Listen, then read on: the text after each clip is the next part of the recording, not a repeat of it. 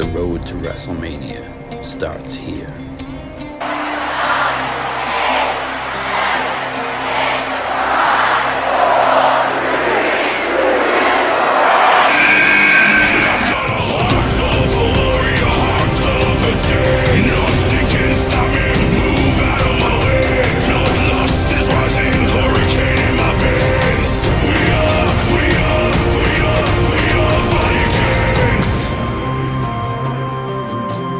The road to Promo Mania starts here. On January 26th, it will be Travis TheWalker Anderson defending the Max Wrestling World Championship against the guy he attacked from behind the promo slam and tried to pin it on me. The guy who's now seen the light and has now joined forces with his blood once again, the Phoenix. I'm on the side I've always been on, and that's mine.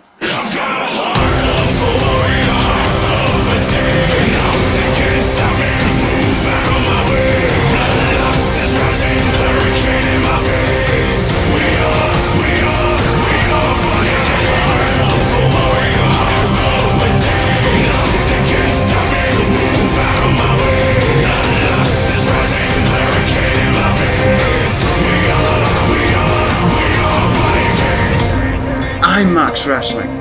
I'm the new MVP.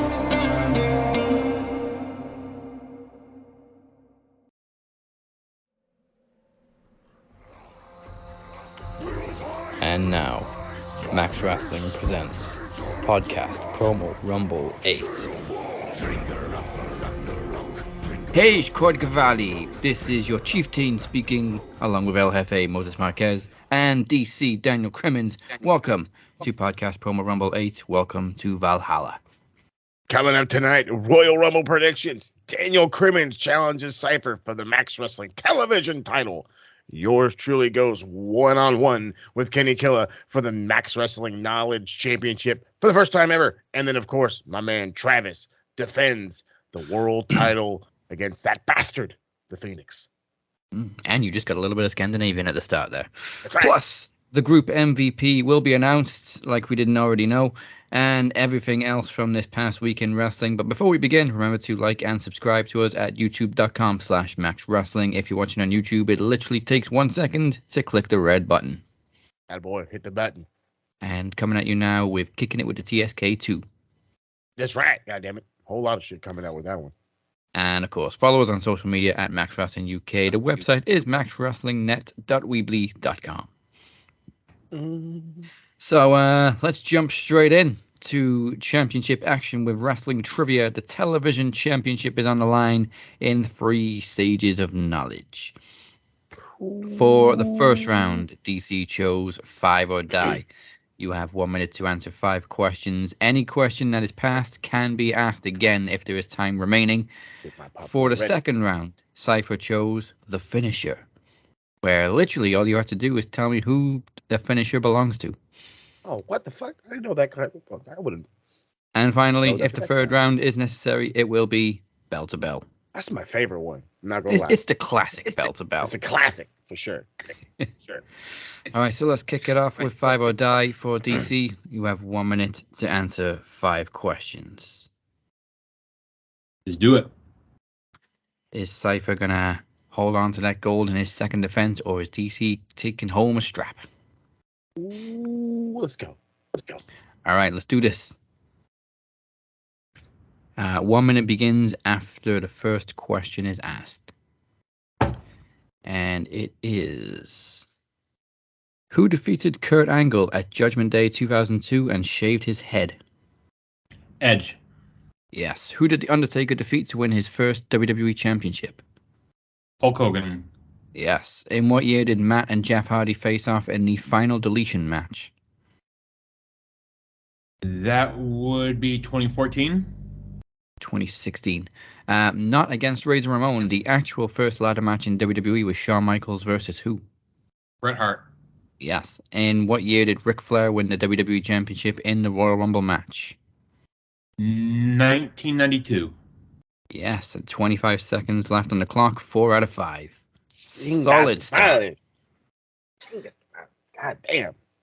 Corey Cypher Coulter. Are you ready for your second TV championship title defense? I'm born ready, man. Let's go. Let's get it. You nervous about DC, or you think you got this one in the bag? I'm not gonna say that I'm nervous, but I'm not being overconfident either because DC has one of the most incredible minds when it comes to wrestling knowledge. But today, it ain't about him; it's about me, and I'm gonna do my best to retain the TV title. One thing you got correct there is that Max Wrestling is full of incredibly knowledgeable people. Everybody here that participates in the trivia is just phenomenal. So every match is a hard match, but we all we can do is our best, right? Exactly. All right, let's start this out by bringing this TV title back home to the MDO with 3 stages of knowledge. We're going to start off with five or die. You will have 1 minute to answer 5 questions. Anything past can be asked again if there is time left. Like I said, you will have 1 minute on the clock. I will start that as soon as I finish the first question. Okay. All right. All right. Here we go. Which team won both of the first 2 TLC matches in WWE? The Hardy Boys. What is Charlotte Flair's real first name? Ashley. Who is the only Irish-born WWE champion? Sheamus. How many times has Trish Stratus been WWE Women's Champion? 3. Pete Rose was attacked by which superstar at 3 consecutive WrestleManias? Pass. That was your last one, so you have 15 seconds to answer. Pete Rose was attacked by which superstar at 3 consecutive WrestleManias? Uh, And time. And you got an answer? I'm gonna say Steve Austin. All right. I Well, know. unfortunately, you got that wrong. You also got Trish Stratus with the championship wrong. We'll start with Pete Rose. It was Kane. Kane attacked Pete Rose at 3 consecutive WrestleManias. Trish Stratus has been WWE Women's Champion 7 times, not 3. And the first team to win 2 TLC matches in WWE was Edge and Christian. You got Sheamus right, and you got Charlotte Flair's real name right. So could have been better, but you did all right.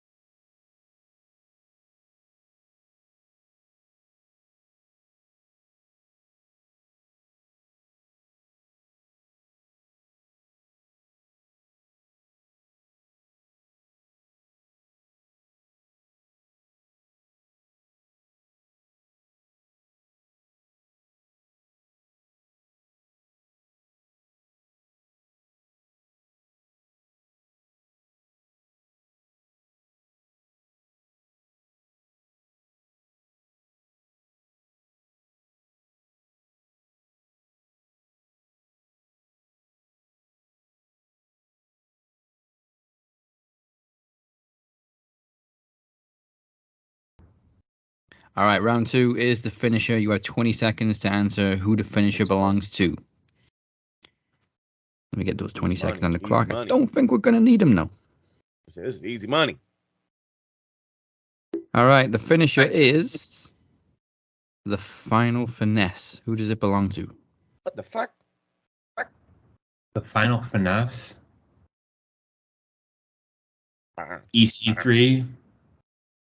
All right, stop the clock, or do you want to keep going? 8 seconds. Let's start the clock. All right. It is not EC3. It is the ultimate finesser, Chris Bay. Oh yeah, I totally got the tagline. The ultimate finesse is your lady's favorite wrestler. Yeah. That's my man. All right, so we're gonna move on to the finisher. With the finisher, you will have 20 seconds to answer or who this finisher belongs to. All right. Right. All right. Your finisher is Power Bomb Symphony. Wardlow. Hey, there you go. Good job. That is correct. So the score is 3-4-2. 4-3 to DC. Ooh, here we go. Okay, so it comes to the final round. There is 1 point in it. Bell to bell. You have 20 seconds to tell me which match lasted the longest. You have 2 Edge matches. And the first match is Edge versus John Cena in a TLC match at Unforgiven 2006. And Edge versus The Undertaker at WrestleMania 24. Which one lasted the longest? Oh hell no. I'm gonna say the John Cena match. All right, Cena at Unforgiven. I can say that there is less than 30-second difference between these two matches. Fuck you. Is it? Yeah. Ugh. So, Edge versus Cena was 25 minutes, 28 seconds. And Damn. wait a minute. Sorry, a minute and 30 seconds. And Edge versus Undertaker was 24 minutes, 3 seconds. That is absolutely right. Oh, there it is, boy. Now, you have round 3, which is bell to bell. Once again, you have 20 seconds to answer which match lasted the longest. Basically, you got 2 Daniel Bryan matches. Right. Your first match is Daniel Bryan versus John Cena at SummerSlam 2013. Or was Daniel Bryan versus Triple H at WrestleMania 30 the longest? Go. You Daniel got 20 seconds. Daniel Bryan versus Triple H. All right. You're going with Daniel Bryan versus Triple H at WrestleMania 30. Hey, I'll go ahead and give you the time on Daniel Bryan versus John Cena at SummerSlam 2013. All right. Hey, with Cena, it was 26 minutes and 55 seconds. Okay. That was a fairly long match, I'd say, especially for Cena. Exactly. However, Daniel Bryan versus Triple H at WrestleMania 30 was 30 minutes and 58 seconds. You got it correct, sir. It didn't really matter if Cypher got that one right because there was still 1 point advantage to DC, which means after getting that correctly, your new Max Wrestling Television Champion is DC Daniel Crimmins. I'm jumping for joy on the inside, I swear I am. And didn't even need to cash in his Iron Bank on it. As I said last week, it was not a prediction. It was a spoiler. Spoiler alert. Sorry. No, the only I hate to cut you off. The only guy he wrestled twice at Mania was Kane. That's it. And Sean. And Trips. Triple H. And Trips. So yeah, no. So no. What do we say? Randy? No, Randy. No Edge, no Taker. He's got the one time against Edge. But yeah. Yeah. Once against Still everybody got- else. Oh, yeah, that was the first one. I feel now it's happened. I would be remiss if I didn't, didn't do it. Hey, Had to do it's it. magic. Hey, it's Wait a magic. minute. No, I'm just kidding. Twin magic. Twin magic. Well, damn. Hey, Came mine's from- got lights, motherfucker. How about that? Don't get you some of that. Okay, Jericho. Well, as we have heard previously, I guess this now means DC versus the Demoness now becomes for the television championship at Promo Mania. Ooh, come on with it. In the main event. In the main event, mind you. Damn. Putting that TV title on the map. Yeah, I started that, by the way.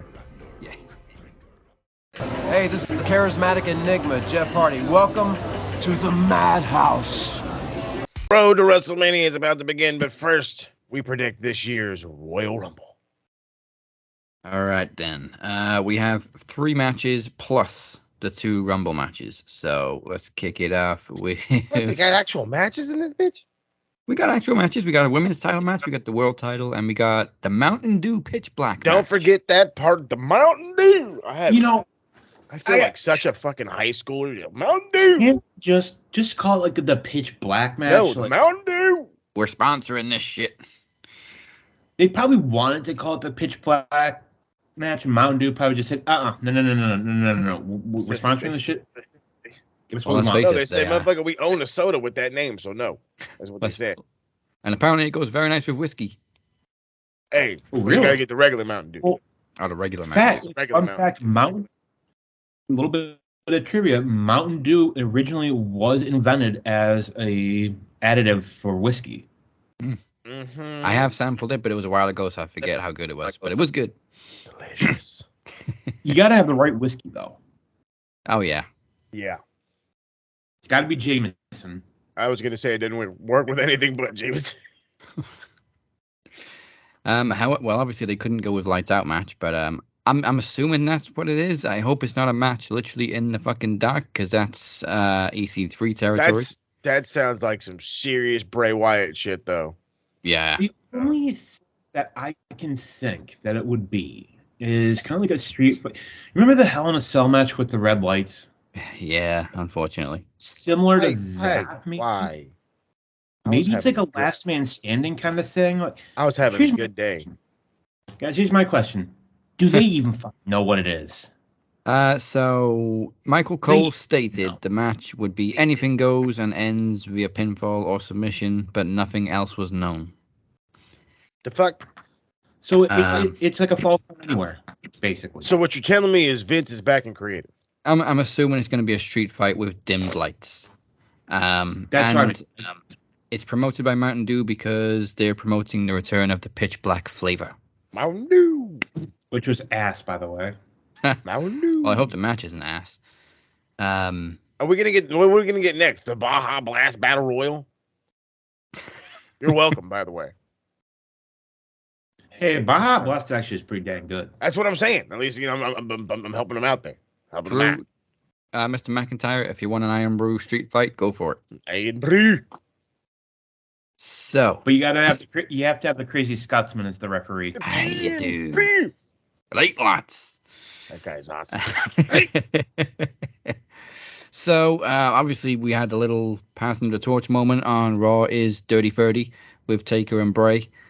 Yeah, I no, he mean- whispered to him, "I parked in your spot." That's all I told him. Yeah, we don't know what he whispered. I heard they got Chick-fil-A I think in the that- back. The memes from that have been absolutely great. They have. I've been I- making like 2 or 3 of them. I like to think he whispered every fucking chicken. You know, think I'll have 2 chickens. I'm about to say the funniest part about that is probably Taker was like, he's like, I'm gonna make him break. I'm gonna make him break. So he probably told him a Yeah. fucking dumb joke on the way out, and Bray's like, just look scared. Just look scared. He pulled a Sammy Uso. That's yeah. There you go. Great comparison. I would love it if Taker actually whispered he wasn't very oozy. He was. And Bray's just trying not to crack. Yeah, right. You'd see tears down his face. He'd break. Hopefully, That was a finally look the payoff. that I just ripped one right in front of you. Hopefully, finally the payoff to this storyline that feels like it's been going on forever since Bray returned. I gotta go with Bray for the win. Even though I think LA Knight has looked really good in this feud. Oh yeah, like the nice thing about this is we all know how good LA Knight is. We all know. But it shows the WWE fans what he can do on the microphone. Yeah. That's all I ever thought he did any good with. Well, I mean, you say he's like a mix of Rock and Austin. He is. Look at the motherfucker.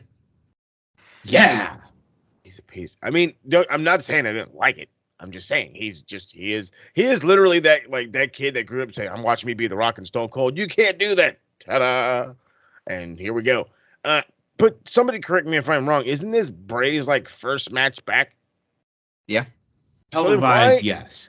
So then why in the ass he's done house would shows. fucking dumb shit LA Knight win? There is no legitimate reason for this nerd to even win. The only way... Unless Bray pins himself on accident because it's in the middle of the dark. You know what I mean? Or, if we get Uncle Bo, I mean Uncle Howdy. Uncle Bo Howdy? I got it right there. I have to think that they're going to finally reveal who that is. I would hope so. But at the same time, I like how we're still not 100% sure who it is. We're very certain we know who it is, but we don't know for sure. It hasn't been revealed. And I like we keep seeing different sized Uncle Howdies in random places.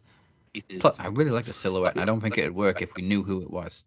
No, the first one, he was kind of like a bigger guy, like my size, big old fella. But I mean, Bo wasn't really a small guy. He was just short. Yeah, short and stubby. I mean, there's the rumors that Vincent from Ring of Honor is signed. Maybe it's him at one point. First off, as a man with a beard, you cannot convince me to cut that magnificent beard he had, because that's what would have to have been had. Yeah, he'd have to chop that beard. That's where the money is. Yeah, look at Elias. They probably paid that motherfucker $100,000 to cut that shit. Whatever happened to that Ezekiel fellow? Whatever happened to him? I think he went out to pasture. Career-ending out to pasture. I like that one. I like that one a lot.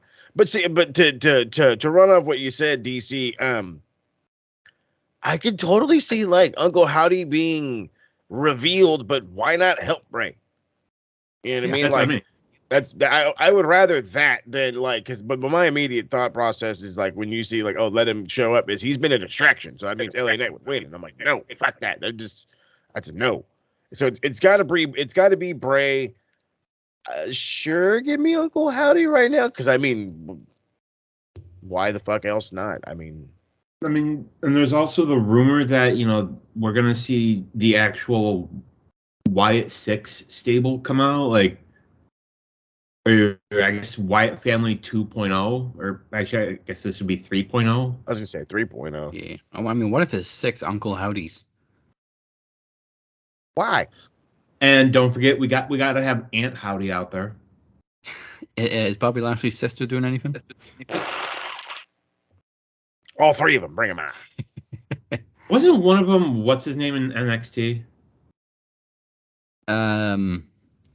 Shit, who was it? Was it Carmelo Hayes? Was he? One I of think them? he was. Yeah. Don't tell me that. That's funny. Oh.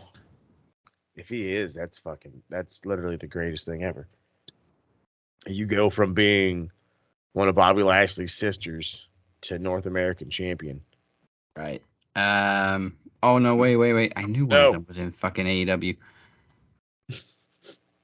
No, I'm just kidding. Which one was it? I'm sure one of them's in AEW.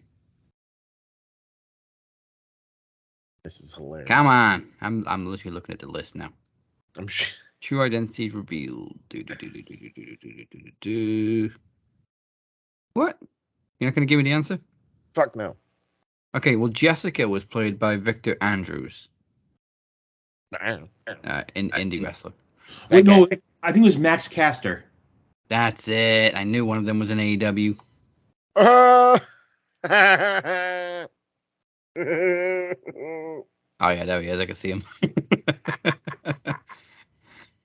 You got to put a picture of him. And once you see it, it cannot be unseen.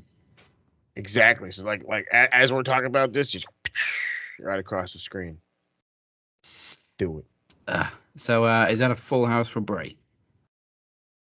Yeah. Dummy. Yeah. Yeah. All right, next up, Raw Women's Championship, Bianca Belair versus Alexa Bliss. Oh, darker Alexa Bliss, as we've been seeing in the past few weeks. Darker Alexa Bliss. Boom. Uncle Howdy comes back. Uncle Howdy helps out fucking Bray. And Uncle helps Howdy Alexa helps too. Alexa Bliss. Come on with it, Jack. Yeah. I'm pretty sure I said last week I wouldn't be mad if Alexa won. There we go. Bianca's had a good run. She's had a super long run. She's always had good runs. She's good. And I don't want to say, but now is a good enough time to get rid of it where she doesn't get stale like Roman did. Is. You know, I'll say it. Like I think Bianca is this generation's Trish Stratus. I mean, I said a couple months ago, Mandy Rose was in that conversation. I would rather go with that one. I would go with that one. If I could put Bianca somewhere higher, then yeah, I would go with that move. Who is better than her? She's Molly Holly. Hey. Except Molly Holly knew how to. I can't have a real good comparison, but it can't be Trish because she was obviously better than Trish. Mandy fits like that Trish perfectly. She was literally the model, then got really good, and then took over her whole name, Biggity Bam Boom. Bianca's been a motherfucking athlete from the jump. Well, I don't mean like the model. I mean like that impact, like that kind of like. Yeah, exactly. Her impact was bigger. Like she didn't have a presence and then had an impact. She had a fucking impact from the jump. Bianca did. From the set. No, that's actually no, that's not true. From the second she grabbed a mic in NXT, that's when she got all of her attention. You know, actually, I would say Bianca's like the leader of this generation. There you go. I like that one. That's a lot better.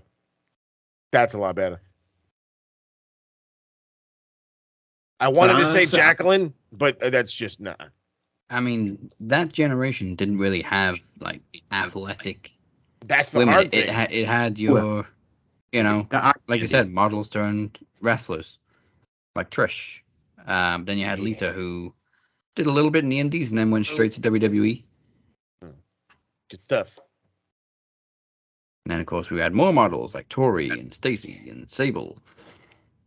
Bella Twins. Yes. Bella. Oh, God. Can they get any more freaking attention for not being included on Raw? Stop it.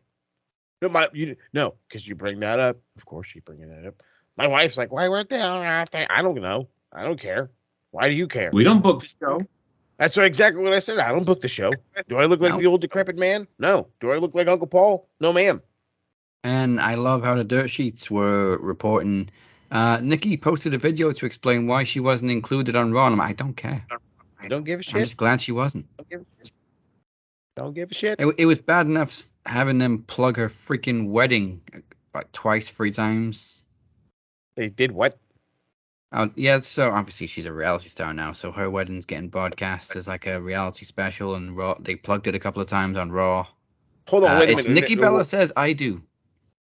Okay, I was gonna talk some shit. I was gonna say like, what do you mean she's a reality star? She doesn't have her own show. Yeah, they do. Never mind. Yeah. Which unfortunately is why they keep being relevant.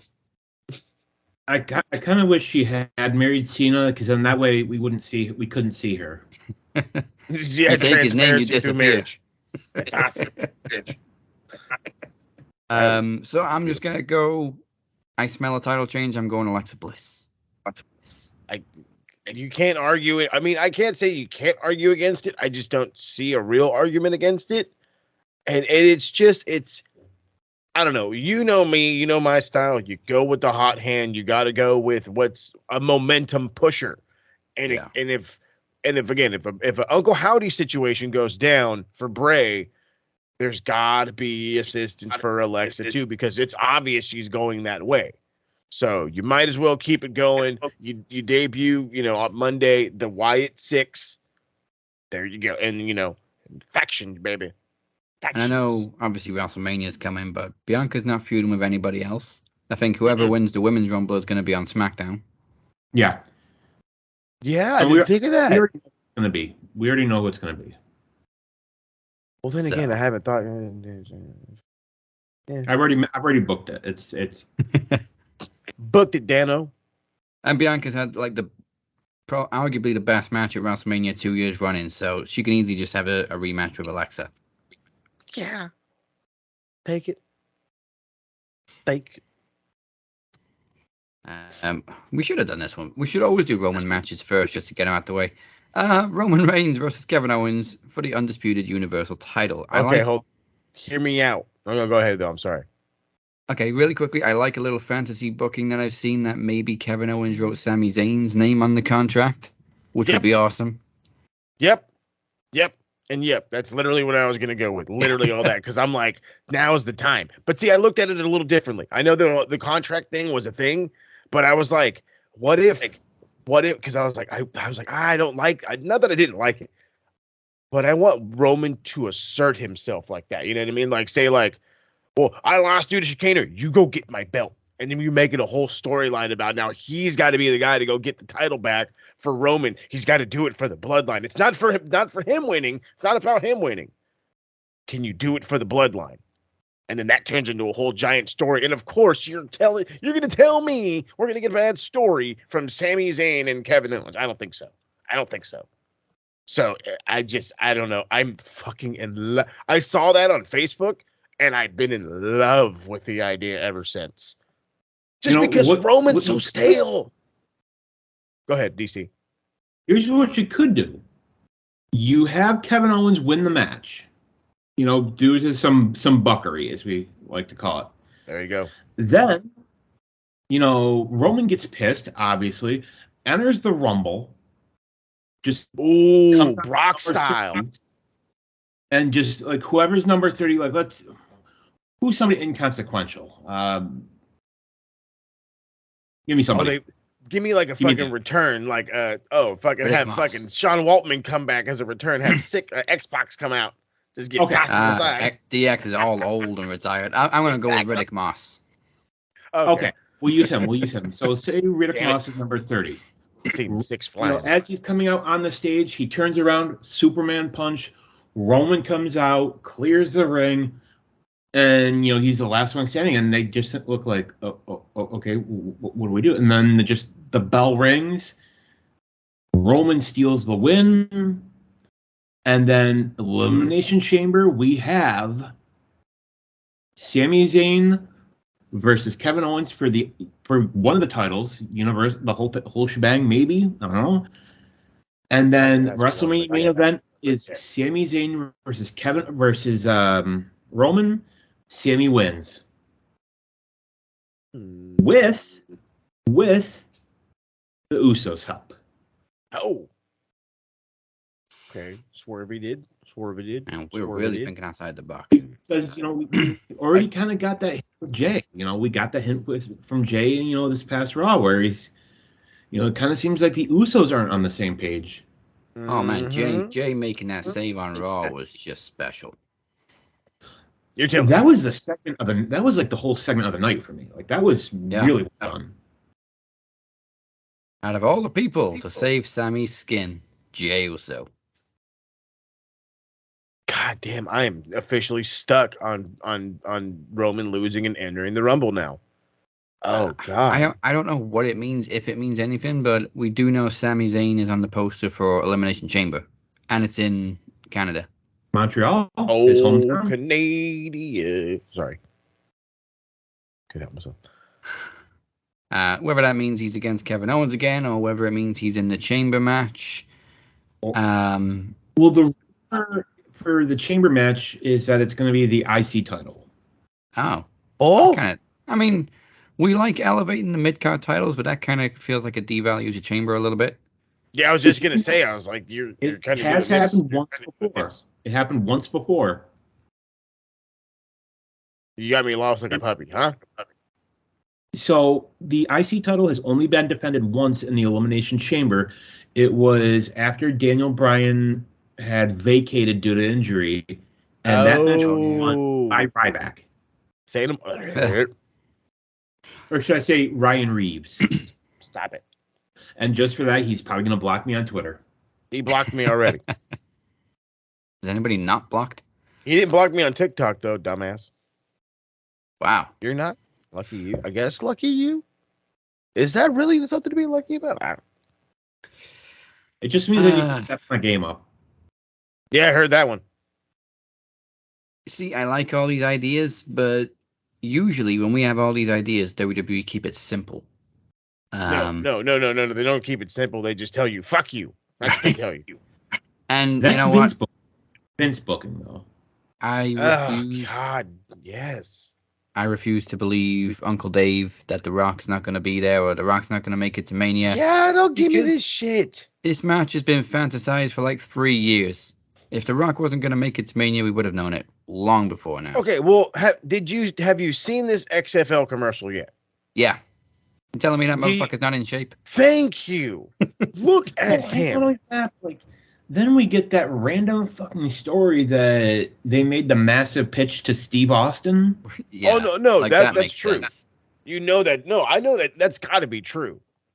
That's probably like a backup plan. Well, no, because Steve there's been talks of Steve wrestling at Mania basically all year long.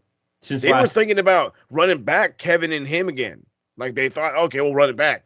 I don't want to see that, but no. I mean, like, no, KO's a super face now. But then I know we went on this whole like tirade of how I would love the idea of Kevin and Sammy and the da da da da. But then when I saw the idea pitched of Stone Cold winning, I'm like, give it to the old bastard. Come on, like that would be badass. Now, granted, I would immediately expect a new fucking belt to show up because I don't think he's going to carry around that piece of shit. But then again, yeah, we got the smoking skull. I don't want that. Just update it. Oh, bring me. What's the other one? The Oval Eagle? Is that what it's called? Oh, the one he had, the Big Eagle. Yeah, the Big Eagle. I want that one back. That one's too slept on, man. Yeah, you could even do Sammy, Kevin Owens, and Steve Austin versus Usos and Solo Maga. Oh, use him like Sting. I love it. Solo Maga. Sign me up, baby. Sign me up. But I'm as much as I'm excited about all of this, I keep going back to, but it's Roman. That that old saying that we were doing for a while with New Japan, but it's Okada. It's Okada. It's Okada. It's Roman. But it's Roman. We're almost at the end now. We've been riding it out till WrestleMania, Hollywood. We're almost there now. I think it makes too much sense for him to lose it because it's just like if this match with The Rock really does happen, he can't win both of them. Right. So ideal time to split the belts. Yeah, he's got to. Here's what's going to happen. 2 nights Mania. There's a story that he's going to defend on both nights. So I think what you do, maybe you have, let's say Cody wins the Rumble. Adrenaline in my hole. Cody may say, I want the WWE title. So you have Cody on, say, night 2. Yeah. Then Rock and Roman on night 1. Rock beats Roman, retains the Universal title. Roman's not losing until Mania.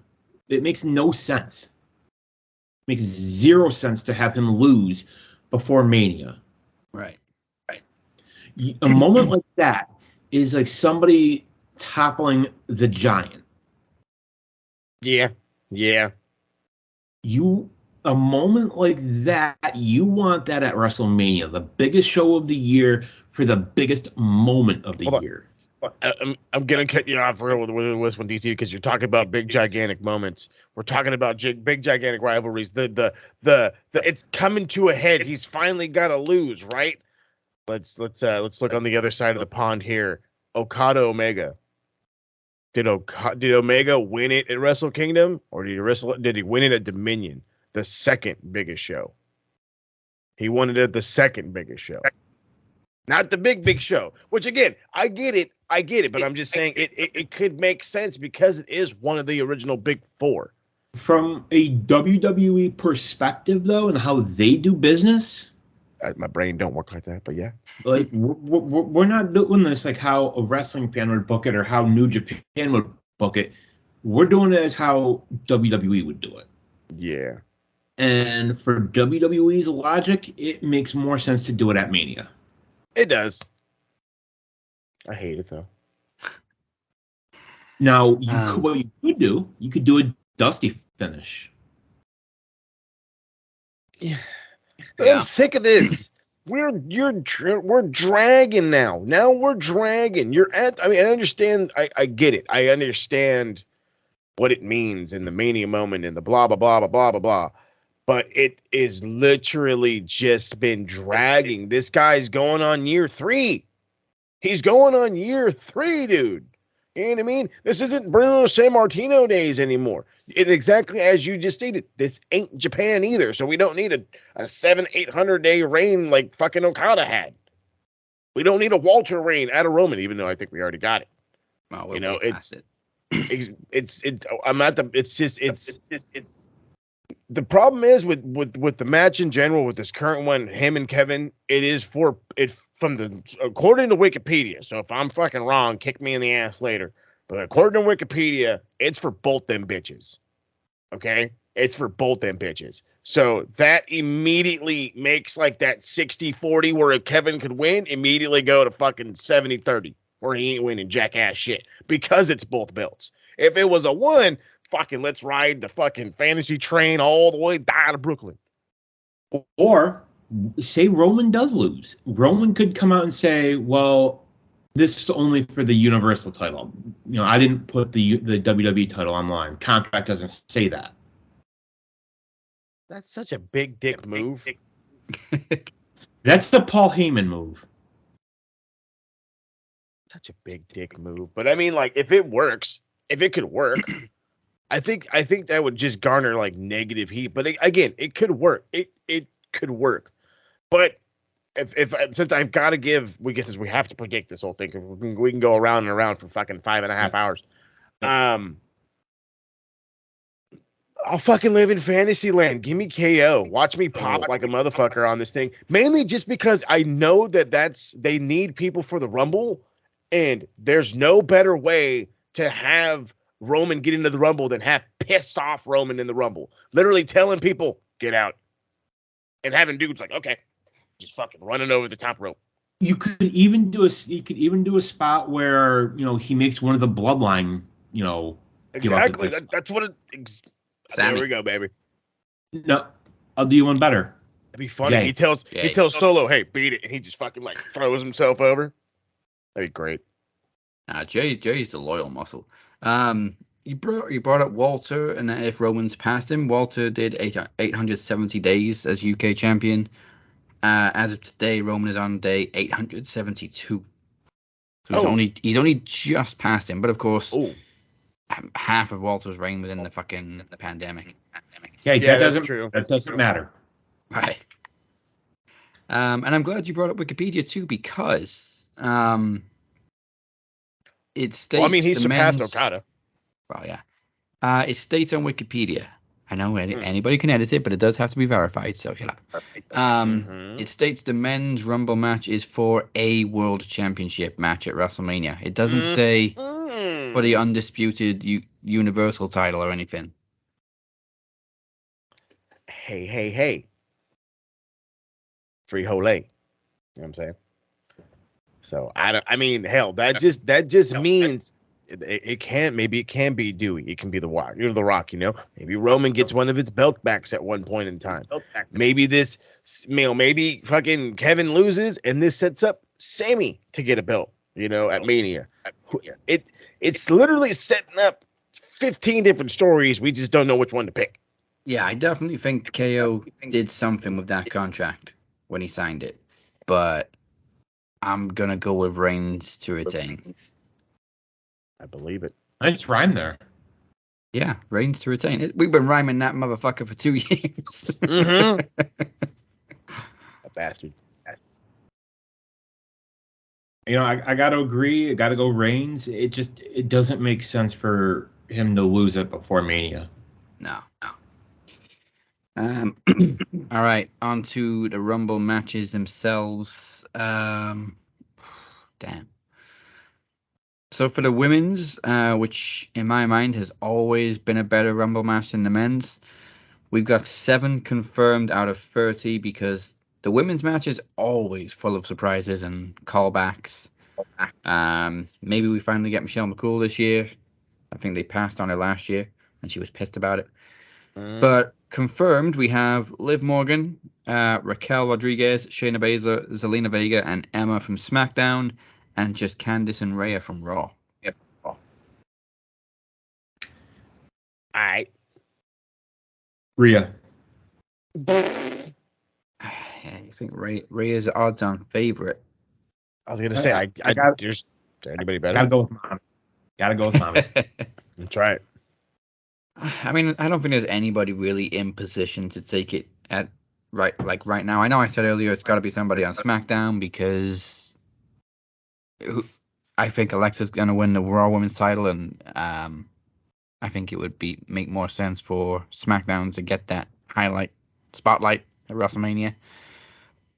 But the only one on SmackDown really is Liv Morgan, and I feel like she's had her time in the sun. Yeah, her time's over. Okay, also goddamn mean shit. Unless it's over.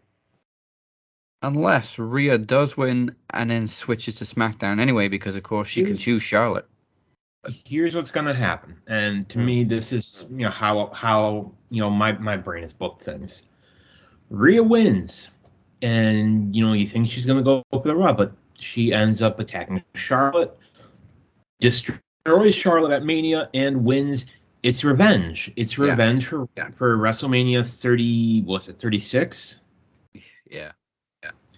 Think about it. Like, that was her debut, her big moment at WrestleMania. It was the first time that an NXT superstar competed at Mania. The first time an NXT championship had been defended at Mania, and she failed. And for years, that's been haunting her. And it's her stealing the win back. And I think you don't have it be a good back and forth match. You just have it be an outright annihilation. I mean, I would compare it to Brock versus Cena at SummerSlam a couple years back, where maybe Charlotte gets in a move or two, but by and large, it's Rhea just decimating her. 13 pump handle slams. I'll say there's no way Charlotte would let that happen, but I'm dying.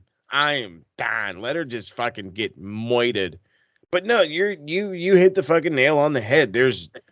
If we're gonna go with what kind of story can we come out of this, it is Rhea gets her redemption. She lost at her first WrestleMania with nobody in the crowd, and then she's gonna win her next WrestleMania with the fucking stands filled in the middle of SoFi with me drunk in the stands, probably. And she's gonna slay the queen. Slay the queen, goddammit. As a heel, which would be even better. So I love it all. This is the queen. Sounds too good.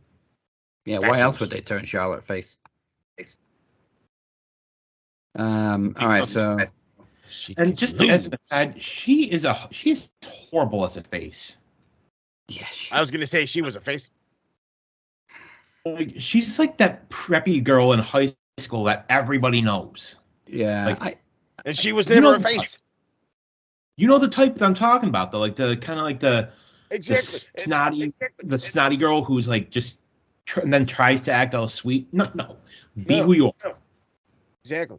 I thought it was something to do with Ronda being a heel. That's why they turned Charlotte face when she came back. But she's done nothing with Ronda since taking the title. So that was just one Ronda's and done. Ronda's done.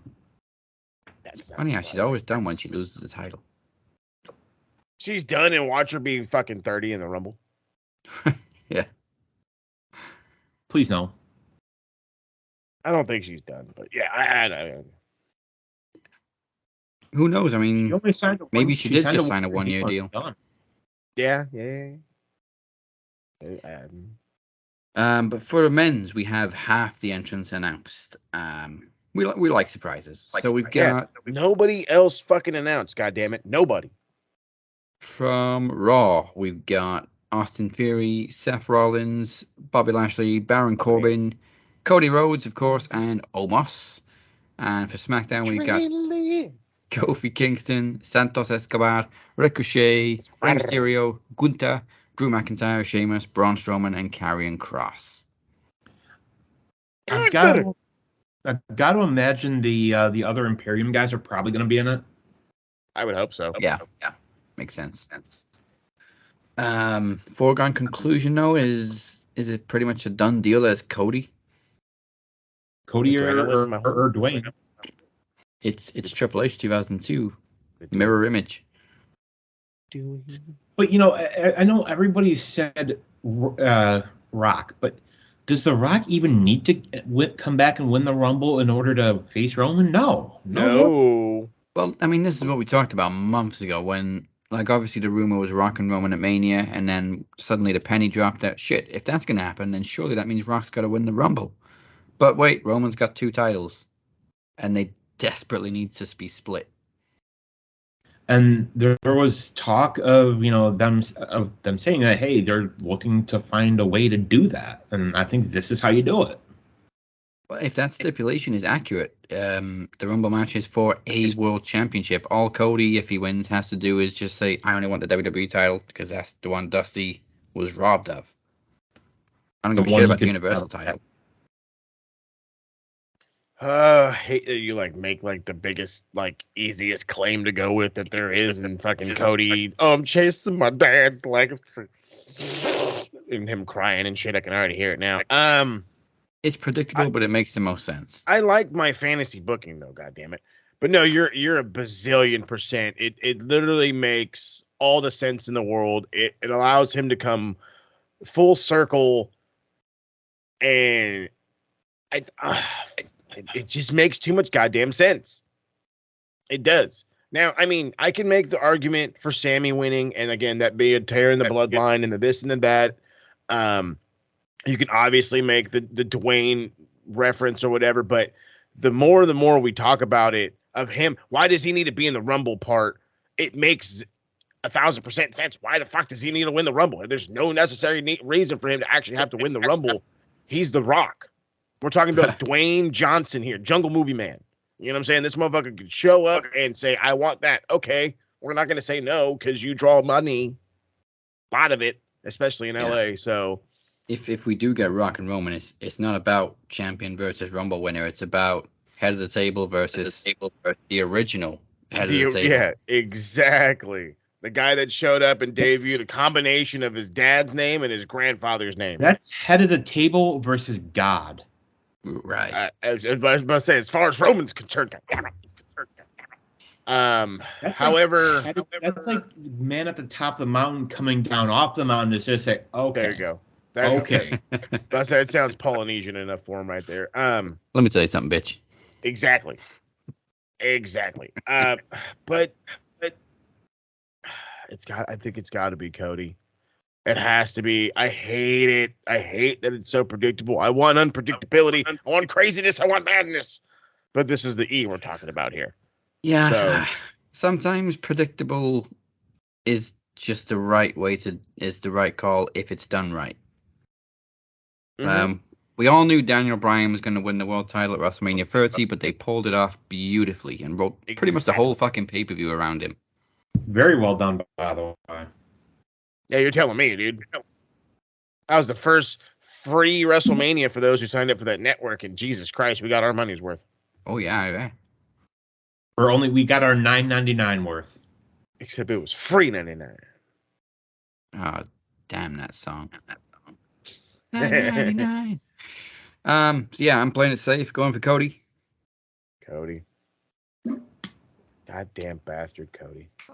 Safe. I legit think Cody's winning. Can we just get R-Truth come out, even if it's just like for like 30 seconds? I Like, said this. I think like last week or maybe even on the fucking TSK. I forget what show I said it on, but he should come out and fucking immediately grab a ladder, hit somebody in the ladder, and just start just doing this. Like I won the tables match. Truth, it's the Rumble. Oh, my bad. Bam. He's out. We gotta get in the pod. No, that's the chamber. That's next month. That would be even funnier. All right, where's my pod? What? Wrong match. Oh shit. Wrong match. Oh man. or they come out with a casket and he's in the casket. Oh, I would cry with laughter. Are you kidding me? I would. But you got to sell it like it's Taker. Got to have the fucking Druids bring him out, and we're like, holy shit, it's him, and he just pops out. What's up? Just a fucking. Oh my god. Oh, and then you have everybody just telling me like, you're not in this match, and then just as a whole, my bad. Nope, good. That's my favorite part. Oh, my bad.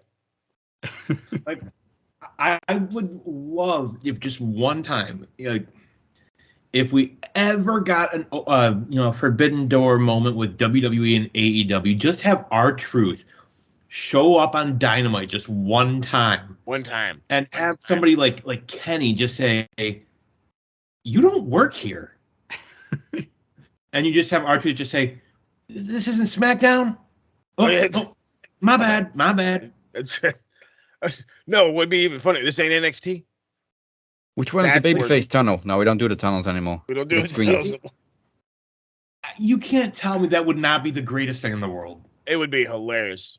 Truth is gold wherever he goes. Like, Tony Khan, reach out to Triple H, give him whatever the hell he wants. Just make this happen. Right? Go ahead. I forgot to ask for the women's rumble.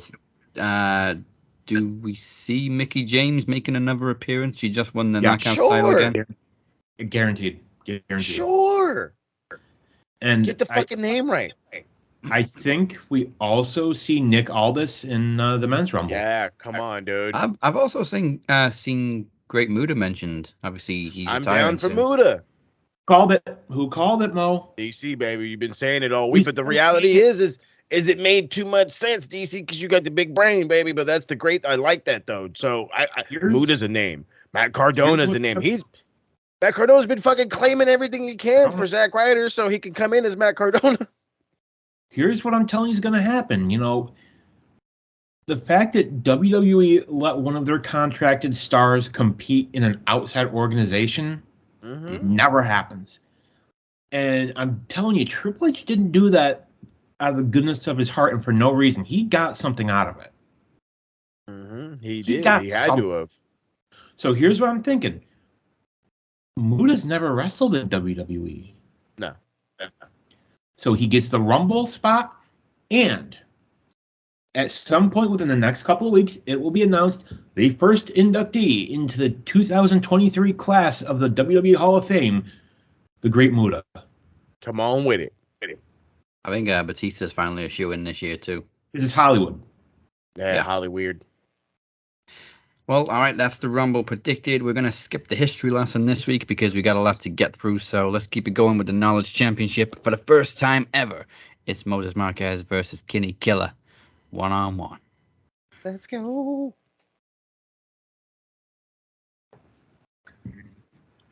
And unlike the TV title, which was 3 Stages of Knowledge, this is straight up quick fire.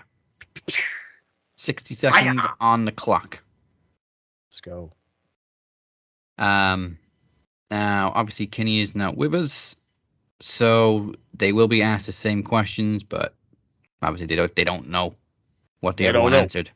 A minute on the clock. Your time starts Now, Kama Mustafa became better known by what name in the late 90s? Pass. Who won the 2013 Royal Rumble? Pass. Oh my God. Tori Wilson's first husband was which former cruiserweight champion?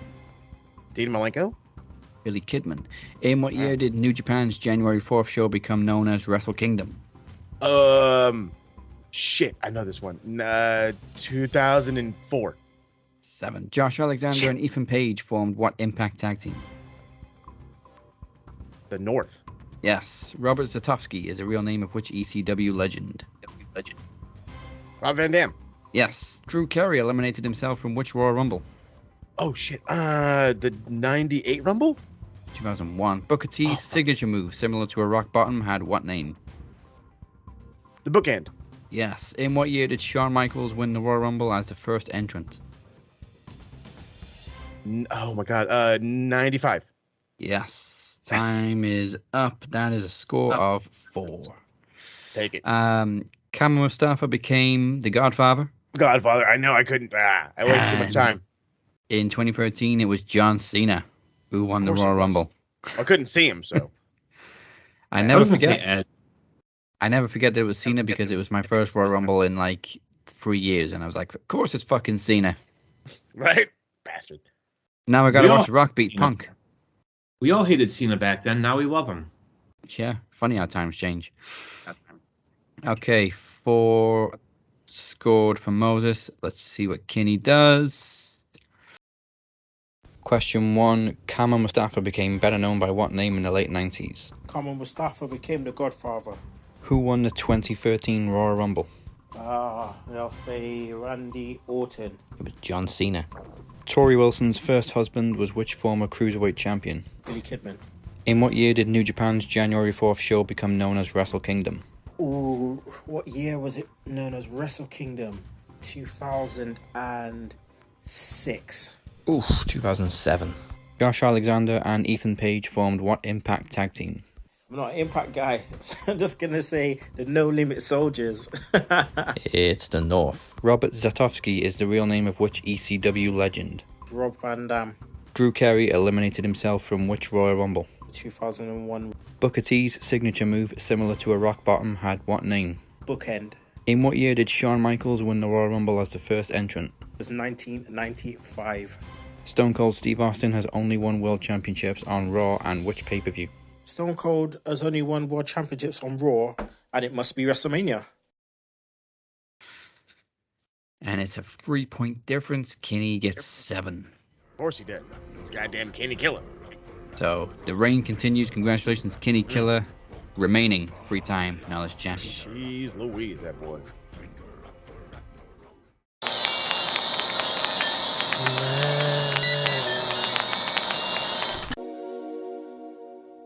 Oh man,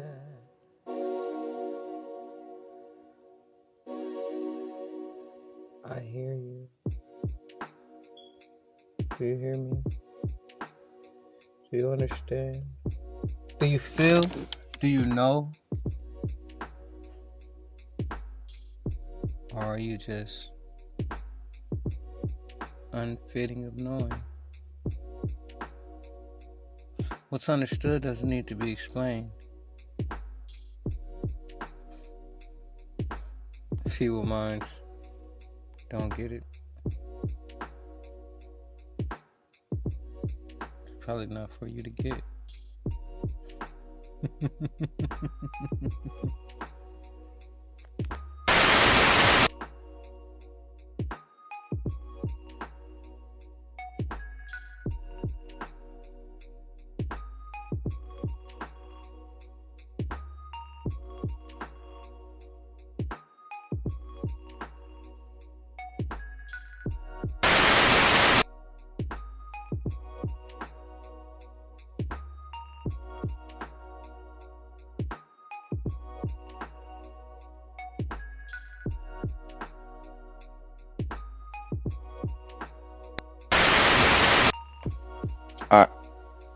I'm the glitch in the system. I'm the broken mirror. I am the shadow in a dark alley.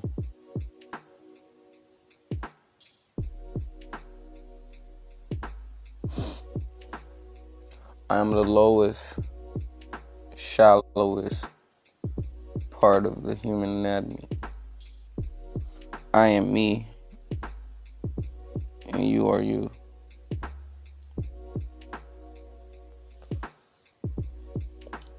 And we live in this world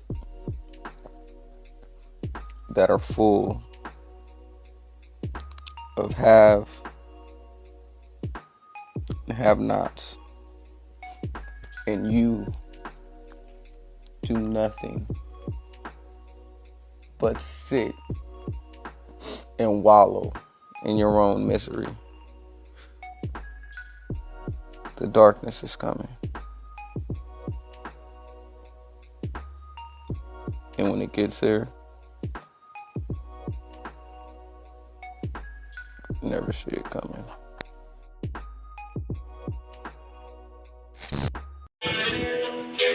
I am not who they say I am. I am the darkness. And the darkness flows everywhere. This is the voice of Killer Cross, and right about now, we're about to take it to the max. Ladies and gentlemen, welcome to the Madhouse. The good news is that leaves you open for the Iron Bank, which is the only thing you need for the Grand Slam. That's fucking right. Let's go. All right.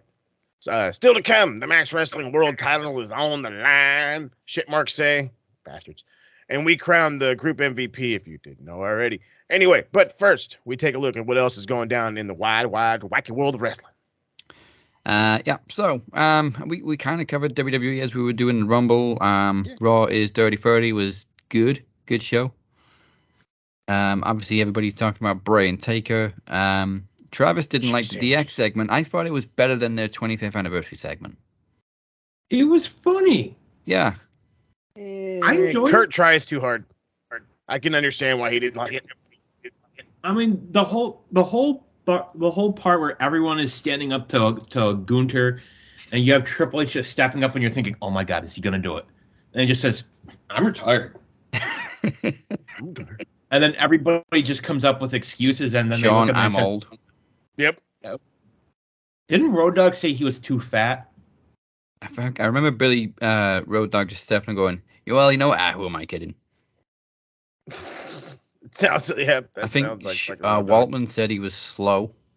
No, he had shin splints in his legs. He's like, I can't do it. Got shin splints. And then they're like, Kurt said he'd do it. No, I did not. What I liked about the DX and the Taker segments is they weren't your typical Legends segments where the Legends come out, drop somebody. They both kind of let other people have the spotlight. So Taker passed it to Bray, DX passed it to Seth. And you know what? The nice thing is, and you know, the Imperium guys, like, inside, they're thinking, this is the coolest thing in the world. Yeah. Yeah. We're in a Maybe not Gunther, because, Gunther's, Mr. Serious, but, Bartel and, Giovanni. What's his name? Yeah, Vinci. To me, he's still Eichner. Yeah. But, the two of them, they're inside, they're just, the inner child in them is like, oh my God, this is the coolest thing in the world. Like, we're part of this. Kind of flew under the radar, but it was a little bit where Teddy Long was coming out and you could hear Triple H yelling at, I think it was Shawn actually, to stop turning his back to the hard camera. But if you watch really closely, when the camera cuts back to the ring, you can see Shawn sort of jump and do a 180 and then look back at Triple H as if to say, is that better? Well, because Triple H probably had something in his ear. They're probably saying his back is to the camera. Yeah. Tell him to move. Well, I love how Triple H dropped. Hey, it's hard, this booking. That was great. And he's just like, you guys think I just make all the decisions here. Right. We know you don't. We know it's your daddy-in-law. Steady and low, making the decision. It's And it's You gotta Vince ask permission. Palpatine. Yeah, and bullshit call of the night was because time ran long apparently on the opening segment with Bloodline. They had to cut the women's cage match with Becky and Bayley, hence the beatdown. Well, I think they could have shaved some time off the main event. I mean, did Lashley and Austin Theory need to be half an hour? No. And then we had the Well, rushed he- ending with even- Brock. Half an hour? Why? The thing that gets me is like, okay, cut time in the women's cage, fine, but that was the best you could come up with? Yeah. Like, you Yep. couldn't come up with... They said the alternative was just a squash, which I think would have been better. At least we would have had a match. It kind of feels like they robbed the crowd of a cage match because you got the cage, you lower it down, and you don't even have the match. They hate the people. What can we say? Yeah, I would have felt less robbed if I was in attendance and it was a squash cage match. Because we beat Have him we down. ever seen a squash cage though? That made me think. Yeah. TNA Is that back probably in the done day? one. I actually went to a Raw a number of years ago, and do you remember the storyline where it was a Taboo Tuesday where it was Eric Bischoff? No, it was Survivor Series. Eric Bischoff had a team where if his team lost, he would go away for X amount of time, like a month, and then the winning team, each wrestler would have a week as general manager. Yeah. And each wrestler booked themselves for a WWE title match. Yeah. And we got, I think it was Maven versus Triple H in a steel cage. It was a squash. Damn. Because I was at that Raw, and it was right here in freezing cold Buffalo, New York, and it was a squash. Squashy. Yeah, and that's pretty much it. Really, we covered everything else. On AEW side, it was pretty straightforward this week. Like there wasn't major advancements in any storylines. It was just pretty much match to match to match. Kicking it off with JAS getting a victory over Action Andretti and Ricky Starks. Great stuff. Great stuff. Yeah, I kind of feel like Jericho was just kind of going through the motions. He doesn't seem to have his teeth sunk into this one as he has with previous feuds. Oh, sorry. Are you kidding me? I think he loves working with Action Andretti. Maybe that's just me and the way I'm looking at it. I think he's really loving what this kid's doing, so he's down to go out there and do some stuff. But I also do see what you're talking about. I feel like he went from being like in fifth gear to third gear. Like he's obviously turned it down, which makes me immediately think maybe he's going on tour again. Goddamn Fozzy. He is. He is. God damn it, DC. Well, I think part of it is like also we got to realize Jericho, I think, is starting to slow down. You know, he's in his 50s. Like he can't go no stop forever. Like watch me. Let's be real here. He's not Action Mike Jackson here. He's not Action Bronson. I'm just kidding. He's not going to be wrestling in his 70s. Like, why not? Let's keep it real. Sounds badass. I'm just kidding. I think, to me, Jericho's always been a singles guy. Like his best matches have been singles. Not saying he can't do tag, but he's better one-on-one. And I look at Action Andretti and I see a younger Jericho. I see a guy who's got a shit ton. See what I mean? And I think Jericho sees that too. It's hard not to, man. At least my opinion. It's hard not to see it. As for Ricky, I mean, he's getting the rub too, just by being associated with. I mean, Ricky Starks is an established name, so he's kind of giving the rub to Action Andretti, but at the same time, they're both getting the rub from Jericho. Exactly. The big guy rub, the big Jericho love, which is great. Whole lot of rubbing going on there. Whole lot of rubbing. Stop making. If I'm booking this out, I got to think Ricky Starks to be the next, to be the guy to take the strap off MJF. Yeah.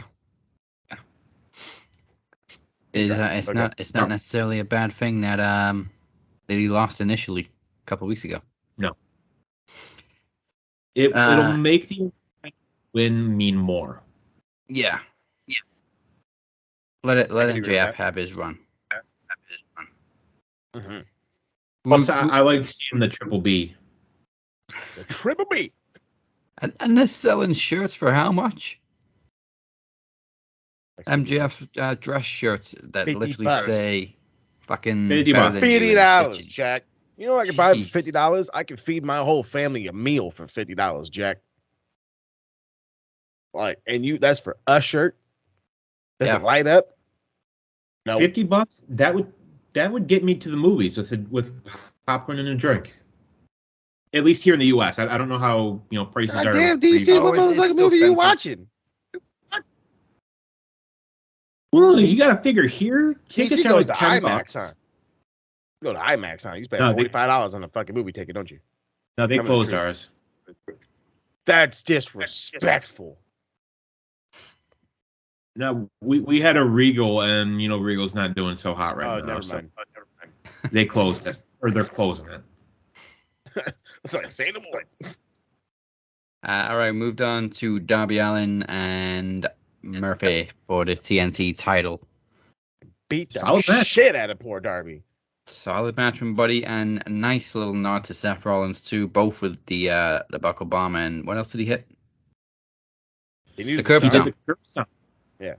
I was going to say pedigree. Nah, it's Triple H's move. I was like, no, wrong one. He did the curb stomp, or the blackout. The black. Yeah. There you go. Poor Buddy Murphy. Murphy is He's the man. it's a damn shame that Vince never saw it. Because Triple H saw it. He saw the potential in this man. Well, yeah, that's why he used him like the Kenny Omega of NXT. That Cruiserweight title run was insane. Exactly. Like, honestly, as much as I love what he's doing in AEW right now, and I do, there is no reason why Buddy Murphy shouldn't be main eventing Raw or SmackDown right now, being, in the WrestleMania main event. He should be. Yeah. But then we wouldn't have him in a stable in AEW. This is the truth. But after the match, Darby Allin retains, still killing it as TNT champion. But after the match, we got a little message from Samoa Joe, which obviously shows us that they ain't done yet. God damn you, Samoan Joseph. Bastard. I was getting vibes of the old AJ feud. Where we did the whole AJ. I'm not calling out his wife and shit. A little bit. I don't know if he wanted to go to and get. I think Darby's single, but I don't know. Maybe show up at the Performance Center and go chat up Darby's ex. Oh, hey, no, whoa. It's crossing the line, Jack, but I like it. Which one was it? Was it Gigi? The redhead, right? Mm-hmm. Yeah. Okay. I can never keep the toxic. Like Gigi Dolan. What? Well, I'm with you. I just know. I just knew Mandy and I knew Gigi. I couldn't tell you who the other one was. I don't watch. Sure. Oh, that's her name, but yeah, I haven't watched NXT and you could have told me it was Ronald McDonald and I would have believed you. I said okay, yeah. JC like McDonald. There you go. Norm McDonald. Hey man, my man's funny. Norm. Following that, we got another win for Jungle Hook. We said keep the tag team going, and they did. Why is Matt Hardy out there not giving a shit? He's just happy they played his music. I thought you were just going to stop it. Why is Matt Hardy out there? Oh no, I mean like I'm watching this thing and I'm like, okay, first off, they hit a theme that literally a year ago would have probably made me pop, and I can't do it. I just can't. I'm over it.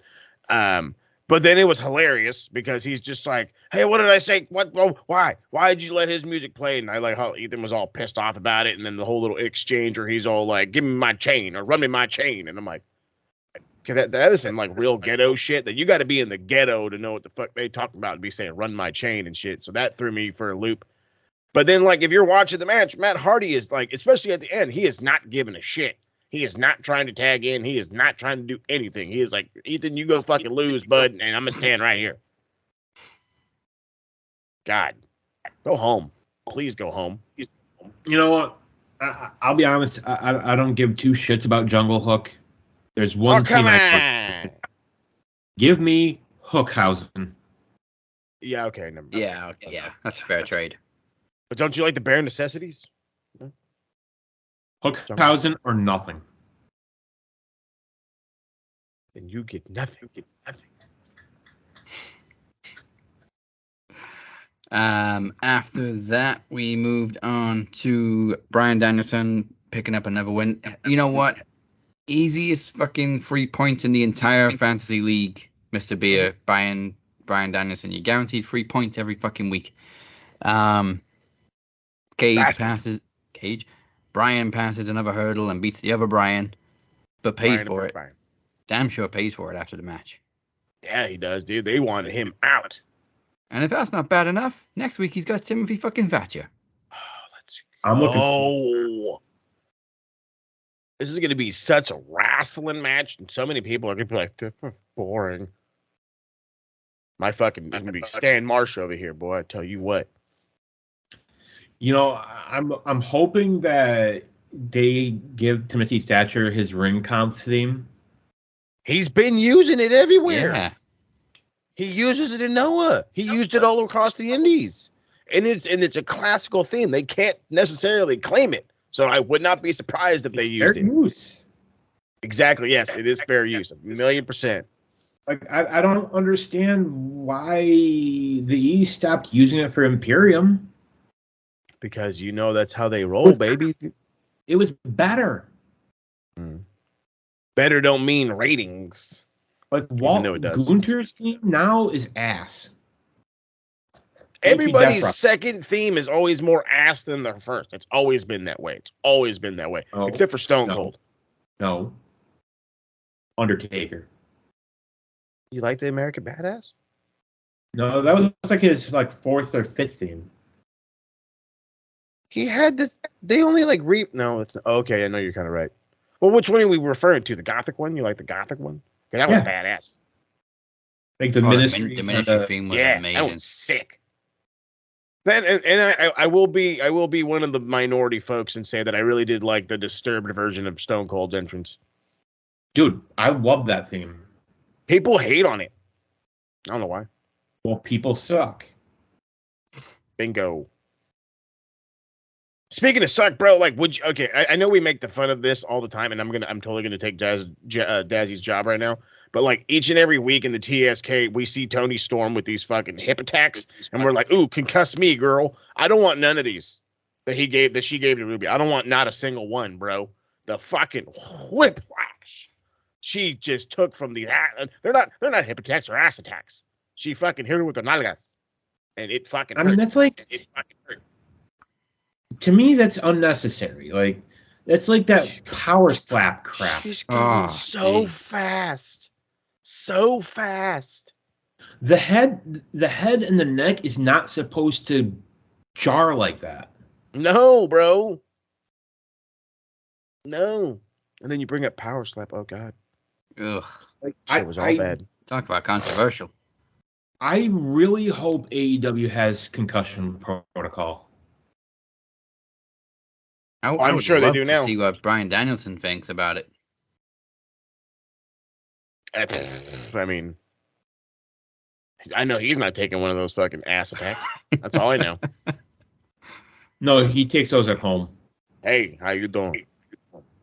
What do you mean I can't get on the show? What do you mean? Well, your father-in-law is not there anymore, so. Oh yeah. Yeah, Johnny. But don't you guys want to use us? No. Okay. People power. That guy. Oh Lord. Ruby got a nice victory over Tony Storm with an unexpected assist from Britt Baker. Britt's a face. It's crazy. Was it an assist or was it I Britt's a face. I don't know what the hell's going on. So I will be honest. Go ahead, D. I like this Britt Baker. You know, I do too. Not totally a face, not totally a heel. Yeah. Not yet, girl. But no, it was definitely intentional. She came out to cause a distraction. Ruby got the win because of it. But yeah, it's just weird thinking of Ruby and Britt Baker on the same page. Yeah. No pun intended, Soraya. Right. But no, I was again listening to Uncle Dave each and every morning. And one of the things that he was bringing up about, which is again a thing that we had talked about. I think we talked about on Max, and I know we talked about in the TSK. This is literally a feud of the AEW homegrown against pretty much the WWE girls. Yeah. Well, even though Ruby won, I'm almost expecting her to turn. However, that kills it for her theme song. Truth be told, not gonna lie, you can't be a fucking heel with that theme. It's just not gonna go down. No.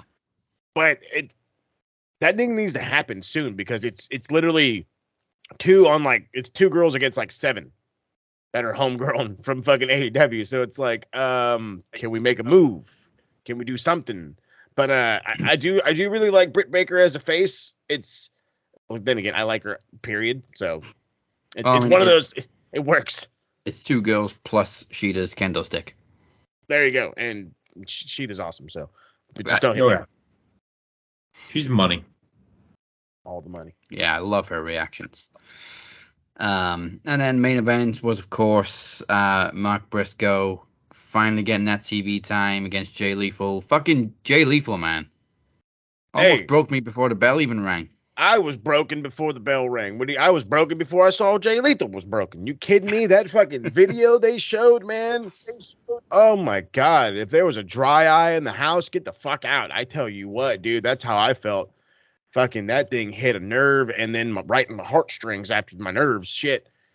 But no, Jay Lethal, and even, you know what, even Sanjay Dutt fucking gets a thumbs up for me this week, that rat bastard, because he's out there rocking the Jay Briscoe shirt, which I might actually have to go get, because first off, it's awesome, and second, they need all of our help the Briscoes do.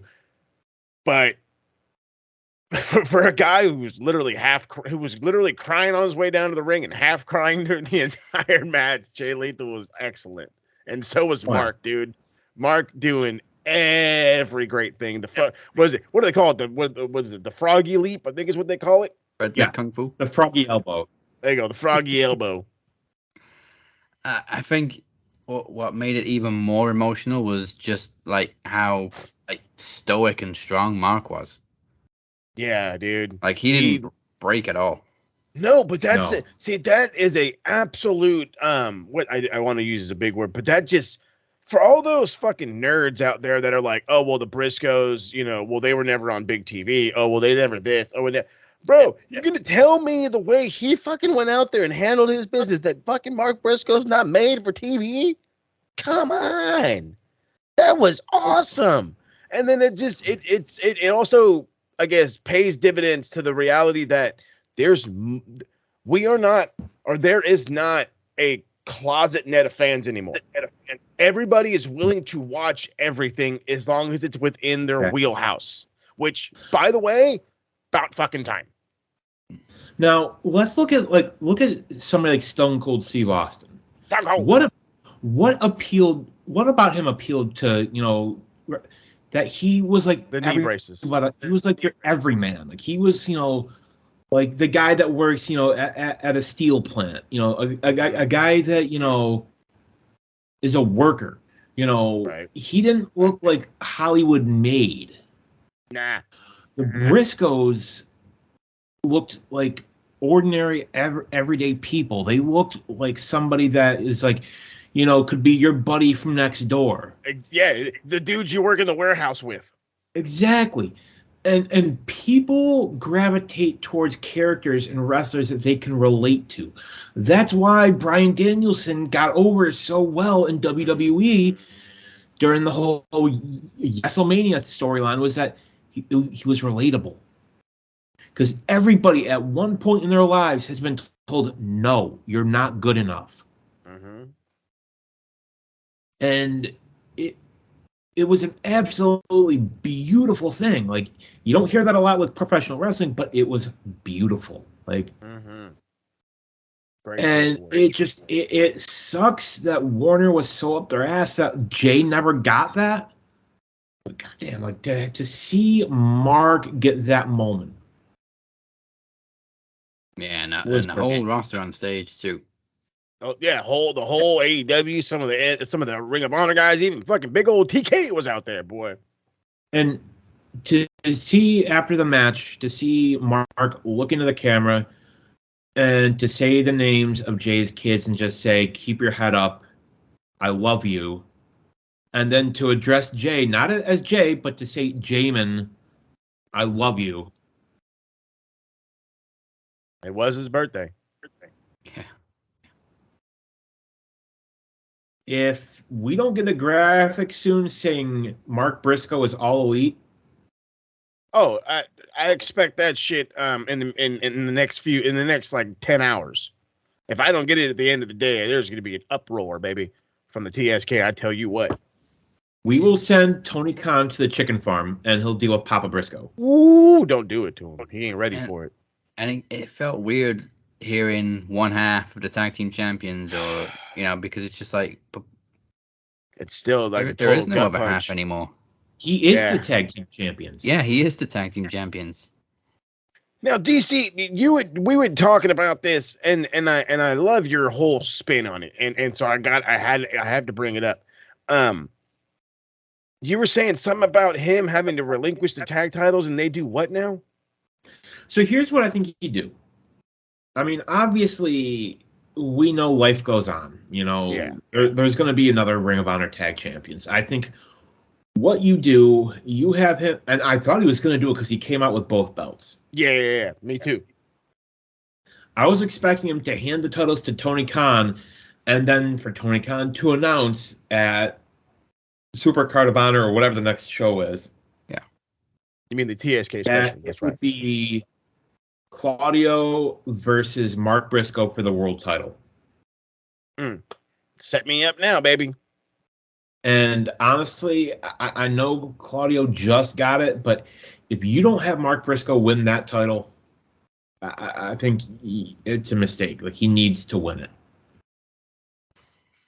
I'm getting there, bro. I'm behind it. Fire Pat Buck, hire me. There we go. I like it. Hire the TSK. Get on with it. All right. Well, if you couldn't guess already, I think it's pretty obvious who I'm going with for best lure of the week this week. But first, the Geek of the Week. Come on with it. Pencil neck geek, gritty freak, scum-sucking peahead with a lousy physique. He's a one-man, no-cut, losing streak. Nothing but a pencil neck geek. Pencil neck geek.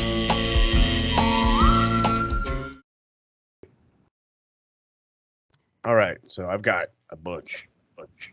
Oh God. Yeah, I noticed so you're updating it. I have like constantly updated it throughout the show because normally I'm like, I honestly 9 times out of 10 I don't know until like I start rambling and get the brain working because it is 4 a.m. when we start over here in the lovely Californias for me. So I got 3. I'm gonna go from least geek to the biggest geek, which by the way, fucking JR dropped the geek term on the Red Trail, right here in my heart. So the least geek this week, Ric Flair. Why? Because Takeshita doesn't know how to chop. Motherfucker, what? Dumb as shit. He doesn't know how to chop. You got to make real impact. Look at Brian Chess. Tell me he didn't make no goddamn impact. You're fucking full of shit. And then the only reason you're the least on the geek list is because you turned around and you gave a fucking rebuttal by going and supposedly accusations, that is, apologize to Becky Lynch for the whole man bullshit, which I hope is fucking true. So, number 2, and the regular old-fashioned, like, kind of medium rare geek of the week, Warner Brothers. It took every motherfucking wrestling fan from Twitter to TikTok, Facebook, Instagram, your mama's OnlyFans, everyone in between, anybody that had a fucking podcast, video show, whatever. You had no choice but to listen to our cries and bring in Mark Briscoe because you guys are stuck in your ways, because you guys in this whole, well, they said a tweet. You guys keep people in your fucking company that send dumbass tweets all the time. You guys keep people in your company that are laying people off for the sake of laying them off so they can get a bigger fucking bonus. Yet a tweet that was apologized for hindered a group of guys to going and making better money because they deserved it. And it took a uproar from the fucking wrestling nerds for you guys to get your shit right. And Mo, to build on that, let's not forget Sammy Guevara making a R joke. And he was still allowed to be on TV and win multiple titles. And I'm a Sammy guy. As am I. And I'm a Sammy guy. So again, if we're gonna do some punishments around here, what are we doing, Jack? To be equal. And then this may be a little bit of a reach, but didn't Jericho's wife rush the Capitol? Get on with it. Get on with it. Come on, baby. There's a lot. But she was She was outside. She was outside. She's got pictures outside. Somebody said something to Jericho about that on Twitter and blocked. Yeah. Not before he said "fuck your ass." I also have not seen a fucking picture of her since. By the way, not a one. But lastly, in the most ultimate geek of the week, and it should have been known. It should have been coming. It started with Dana getting slapping his wife around and being like, "It's okay." But it's not okay because, obviously I'm a public figure and I have to backtrack myself. But his company, or whatever the fuck you want to call this power slap. Power slap. What I know. I don't know what you really want to truly call it. It's a piece of shit fucking company. As a guy who rolled, and yes, I will use those terms, as a guy who was a jiu-jitsu practitioner for about 2 years and was an amateur wrestler for the better part of 4 years. This is a fucking absolute disrespect to anything in a mixed martial arts realm, in the combat sports realm. You're literally just standing there and letting people slap the shit out of each other. I've seen clips of dudes with an entire side of his face swollen, and he's just like, yeah, I'm tough. You're tough because you're letting this guy slap the balls out of you? Like, it makes no sense. It makes no sense. It's dumb as shit. And then on top of that, I'm going to let you do your thing. The women, there's a women's division. They're slapping the dog mess out of each other, and they're women. This lady is obviously concussed. She can't fucking stand up right. Has to do a forward fucking roll to save her balance because I have to look strong in this power slap. This is dumb as shit. They're all going to get concussed. You're not a one of them won't get concussed. I guarantee you. Sure. If they do, they got metal in their fucking head. You hear me? They got metal in that bitch. It's the only way none of these motherfuckers are getting concussed. Well, I don't know if you saw, but former WWE star Chris Nowinski has come out against this and said, I bet he has. Entertainment. There's no protection for them. And done. Honestly, I don't see this lasting more than a season. No, if that. No. Like, if they're fucking smart, they'll cancel it right now. They're smart. Like, I'm sorry, but like, I just don't see the appeal to this. Like, I don't get it. Like, this feels to me like the kind of thing that you would see in like a bar setting. And like, it's like that kind of thing where, you may watch it on TV once just to see what it's about. And then you're just like, this is it. Yeah. No, bro, you're skipping the channel. Tell me the truth. You're skipping the channel. Well, it's one of those things like you're channel surfing and you see it on and you're just like, this is it. Well, let me go see what movie's on that I've seen 50 million times. Exactly. It's just stupid. It's just stupid. All right, I'm gonna let you. But instead of watching Power Slap, instead of watching Power Slap, you should be tuning into Max Wrestling. Kicking it with the TSK, any other of the fine programs that we have here. Yeah. Dummies. Now, for the Bestler of the Week.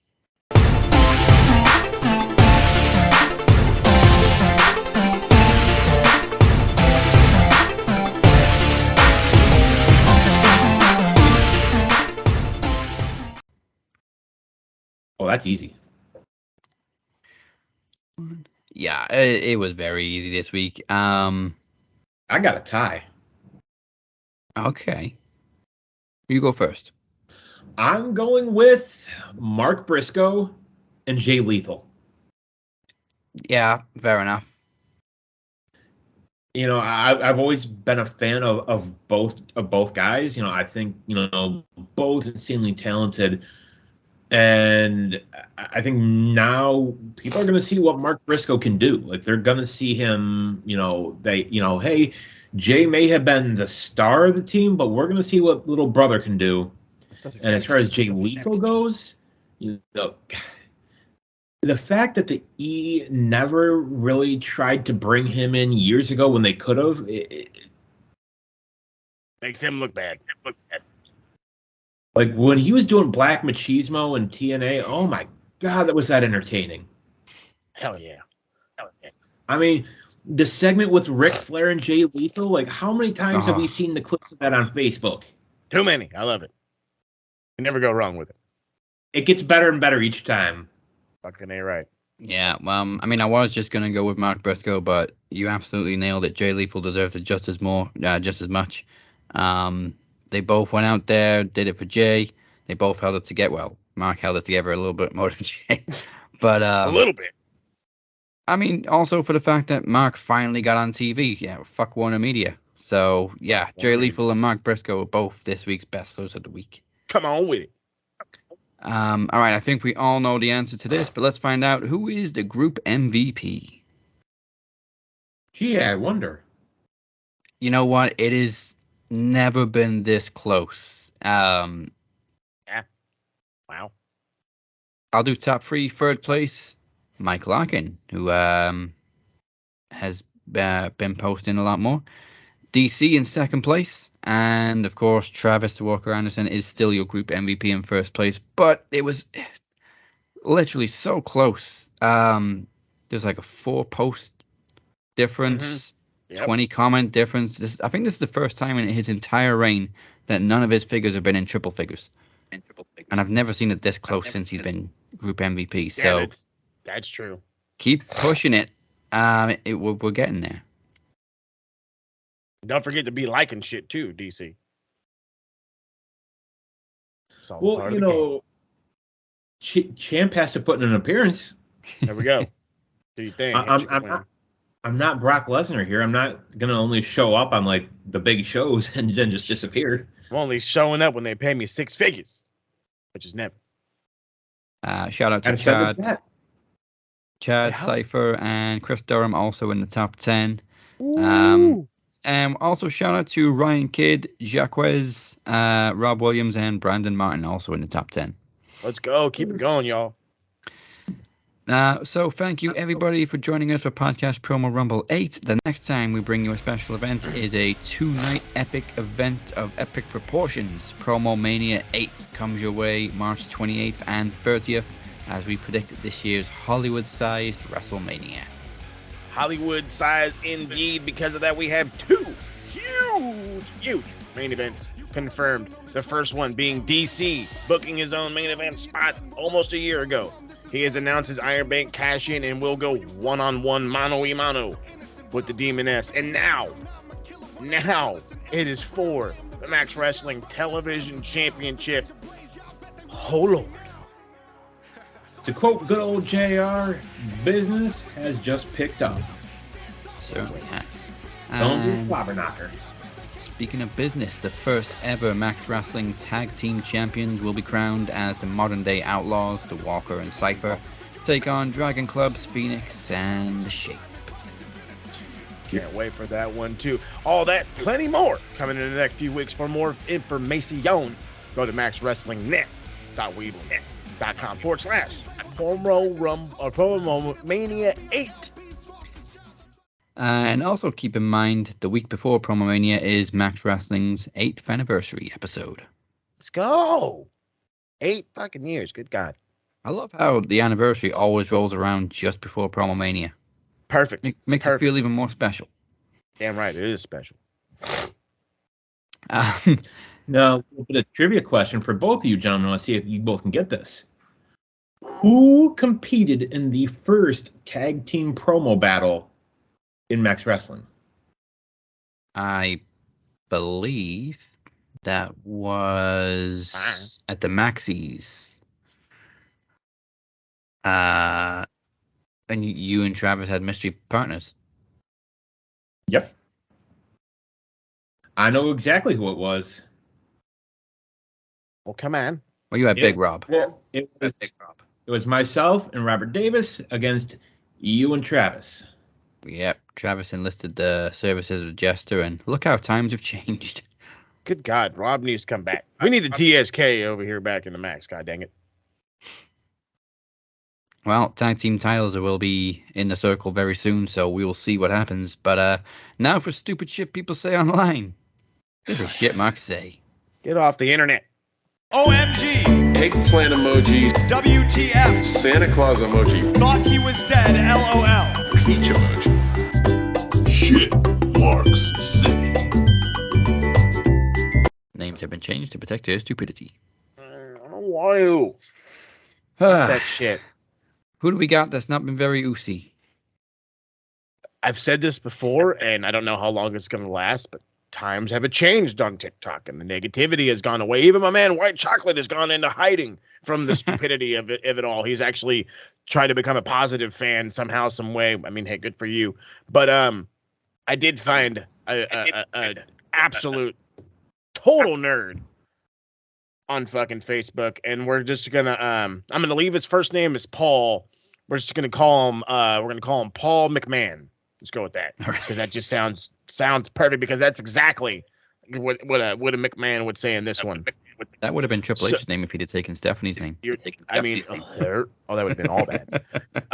So this is coming off of a post saying, Mark Briscoe shows, got a win on AEW last night, and you look through the comments and there's so many people. Oh God, it was a great match. It was a heartwarming moment. The video package, was gut wrenching, but him winning was excellent. There's a lot of positive. There's a lot of love going on. And this dumb motherfucker says AEW has no shake. There's no death they won't exploit for ratings. Okay.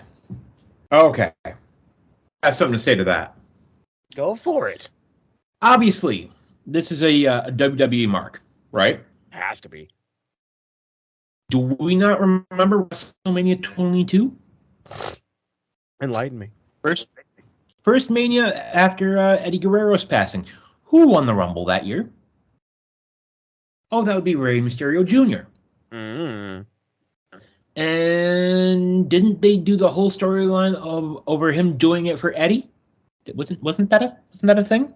Oh, that was a whole big old thing. Randy even dropped the very controversial line about Eddie. Mm-hmm. That Eddie's dead. Yeah. Well, you get what I'm saying. Like, you're telling me that WWE has never done it? But WWE worse. I'm about to say they're not only are they worse, but to put a spin on that whole thing, this isn't a way for them to exploit ratings and garner ratings. They were planning a tribute show the day after he passed. Warner Brothers said no. They've convinced Warner Brothers to get over it. They did, so they had their tribute show. That's what this is. It was a tribute. I don't understand why you think it's an exploitation once the ratings not increase at all, and have your dumb comment be just the stupidest thing you've ever written on the internet until you do it again tomorrow. Yeah, let's not forget that the day after Brian Pillman passed away, Vince paraded his widow out on live television. Live TV. Didn't even tell her he was going to talk about Pillman. So let's be real here. Like, Tony Khan could have done a lot worse. Mm-hmm. And didn't he put the first tribute show on YouTube for free? What he said. I don't think it's on yet, but I think it's going to. Yeah. Yeah, they're editing it still. But it's going. So it's going to be on Honor Club, and it's going to be on the YouTube for folks that don't want to sign up for Honor Club, which can't say about it. Sorry. I think they missed the boat on it.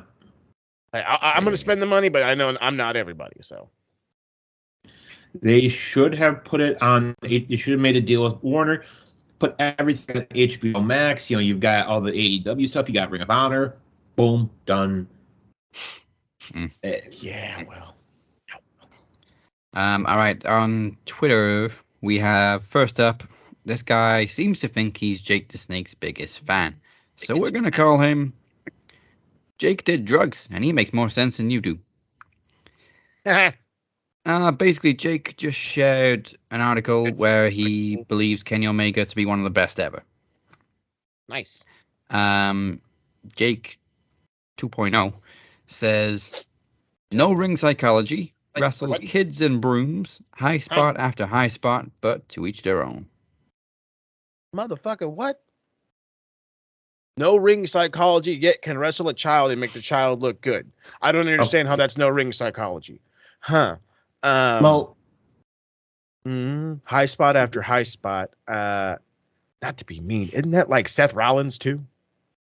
Yeah. And Kofi.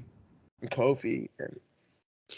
I don't understand. I'm going to let you do your thing real quick. I just don't understand where this idea of there's no ring psychology. If you don't see it, you don't understand ring psychology.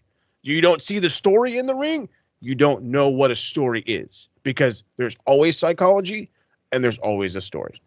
Go ahead. What this person is, it's somebody that has only seen clips. They've only seen, the YouTube clips or the Facebook reels or the Instagram reels. That's all they've ever seen of Kenny Omega. Cocaine Guaranteed. is a hell of a drug. But that's it. That's the only time they've ever seen him. They've seen, like the little video clips that you always see scrolling through Facebook. That's it. That's all. Because they refuse to get invested, but they're willing to shit on it. I will be honest, like, the first time I saw Kenny Omega was years back, Mo. I think you had posted an RWT, the Omega Okada match. Mm-hmm. And I remember watching that, and I'd heard the name, but I remember watching it. It's like, okay, this guy is pretty darn good. Yeah, Kenny became one of those dudes after the Okada thing. But if you were watching Kenny prior, I knew Kenny, Green Trunks Kenny. When he was teaming with Coda, when he was doing all the Street Fighter moves and shit like that before Bullet Club, I had seen him. He didn't look like a star to me because, again, during that time, they weren't pushing anybody that wasn't an AJ Styles or an Okada or a Tanahashi even. But then Bullet Club happened, and look at the fucking tear he went on. But then again, there's no nothing. There's no psychology. There's no this. There's no that. He's just, he just sucks off Uncle Dave for 7 stars. Because I don't know how else you can get him without being, good at your job. I fucking hate people. Get your ass in the bin, people. Get in the bin. Next up, we have Wade Shambles. Fucking A right, he's in shambles. So somebody pretty much said people like MJF, like Cassidy, Danhausen, Garcia, Yuta, these guys are the reason new fans like me are tuning in. You can go into the sport blind and have a hell of a good time. Fuck yes! Wade responds, Garcia and Yuta are charisma vacuums that are getting a push that others deserve. First, and oh my god, dude. Yuta had literally came in here, had a banger, I think with Mox was his first one, was with Mox. Bloodied him up. And everybody said, dude, who the fuck is Yuta? Dude, who the fuck is Yuta? Dude, who the fuck is Yuta? And then he grabs the mic, and the kid's got charisma.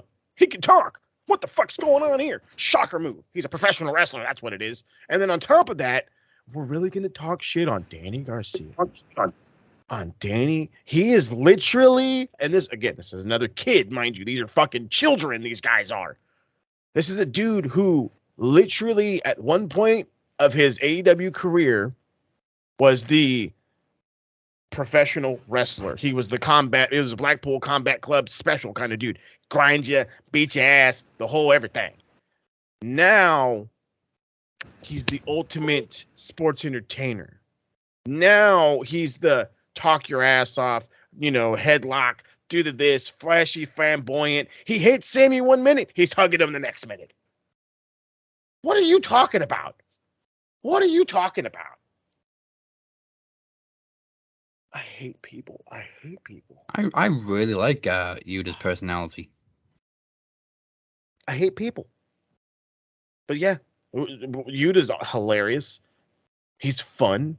He's got charisma. Garcia's hilarious. He's fun. He's got charisma. They can wrestle. Stop thinking that if you don't have a gimmick that you don't have charisma. I don't have to play a gimmick to have charisma. I don't have to be the eater of worlds for you to garner my attention, or my vice versa, for me to garner your attention. I can be good at what I do because that's my job. I'd also love to know who this guy thinks is not getting a push or deserves the push that these two are getting. Bet you money it's Matt Hardy. Bet money it's Matt Hardy. Push Matt Hardy to the moon. Why isn't Matt Hardy AEW champion? But he's Big Money Matt. No, he was Big Money Matt. He was, sucker. Ay. Get in the bin. They are marks, and that's the shit they say. I hate you all. I hate you all. All right, well, now that that's over, thank fucking God for it. Ladies and gentlemen, it's time for the main event. My greatest Mark Henry impression ever. It is a promo exhibition that is 2 years in the making. Representing the Dragon Club is the man they call the Phoenix. You can add the bastard in front of that if you want.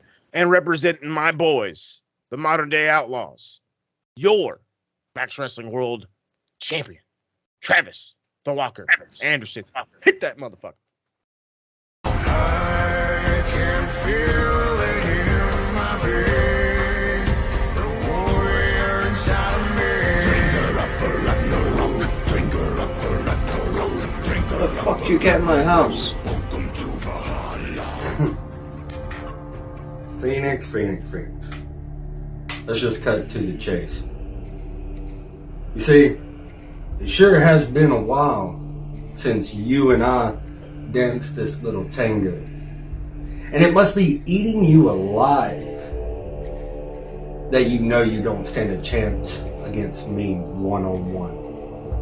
Whether it's King of the Mic or for the promo championship, the world championship, hell, I'm starting to kick your ass in trivia.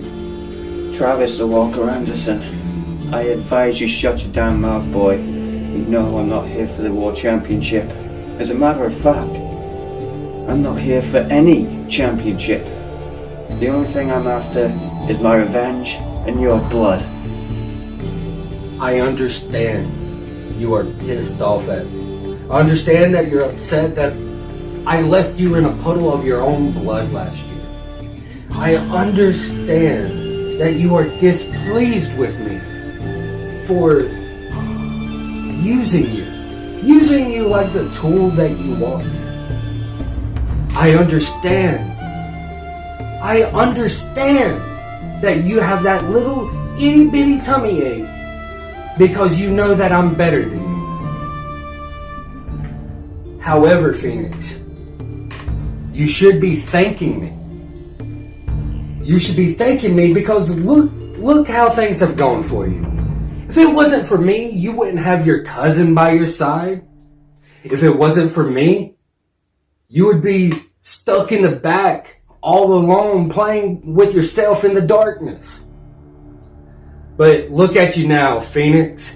Here you are in the main event of Promo Rumble 8. You got the world title at your fingertips. And yet you think you're going to bring blood. You want my blood? What you should have done. You should have had your little buddies, your cousin, your lawyer, put an extra clause in that contract saying no disqualification. Because on your own as is, you don't stand a chance of making me bleed, let alone win my world championship. Walker, you underestimate the power I wield. The contract is structured so that you don't take the coward's way out and let your minions do your fighting for you. It would appear that you have forgotten just who the hell I am. You see, I'm the Phoenix. I'm the demon of the Welsh Valleys. Promo champion, world champion, TV champion, knowledge champion, Triple Crown champion, Golden Slam champion, multiple Maxi Award winner. I ain't afraid of nobody, especially a dumbass hillbilly redneck from North Carolina. You know what? Talk is cheap. I'm done talking. So let's fight.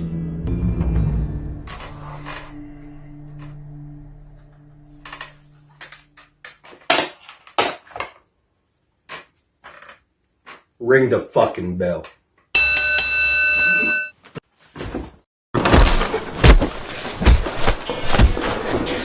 I am not who they say I am. I am the darkness. And the darkness flows everywhere.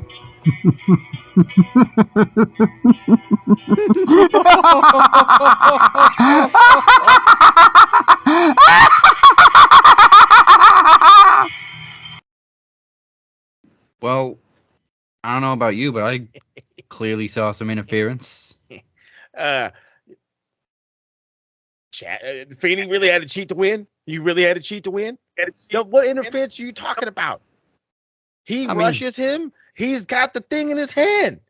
Y'all fucking keep passing this gavel around like it's a fucking toy. All right, so if Phoenix used a gavel on Travis, who knocked Phoenix out? They was in a fight. What are you talking about? You bleed in fights. Yeah, he bled. But then He got his ass beat. so he didn't have the strength to knock Phoenix out after getting knocked out himself. How do you know fucking Trav didn't pass out from exhaustion? How often do we fucking see guys laying in the middle of the ring after a fucking New Japan match when they beat the shit out of each other? It takes fucking two fucking young boys each to drag them out of there. All right, They granted. fucking went toe to toe. Granted, we didn't see interference. We just saw them both laying out cold at the end, but we definitely heard somebody else laughing, and that was neither Phoenix nor Travis. All I know is there was a cameraman. Blame the cameraman for laughing. I don't know. Maybe he thought it was funny. Maybe Feeney shit himself after fucking Trav beat his ass. I don't know.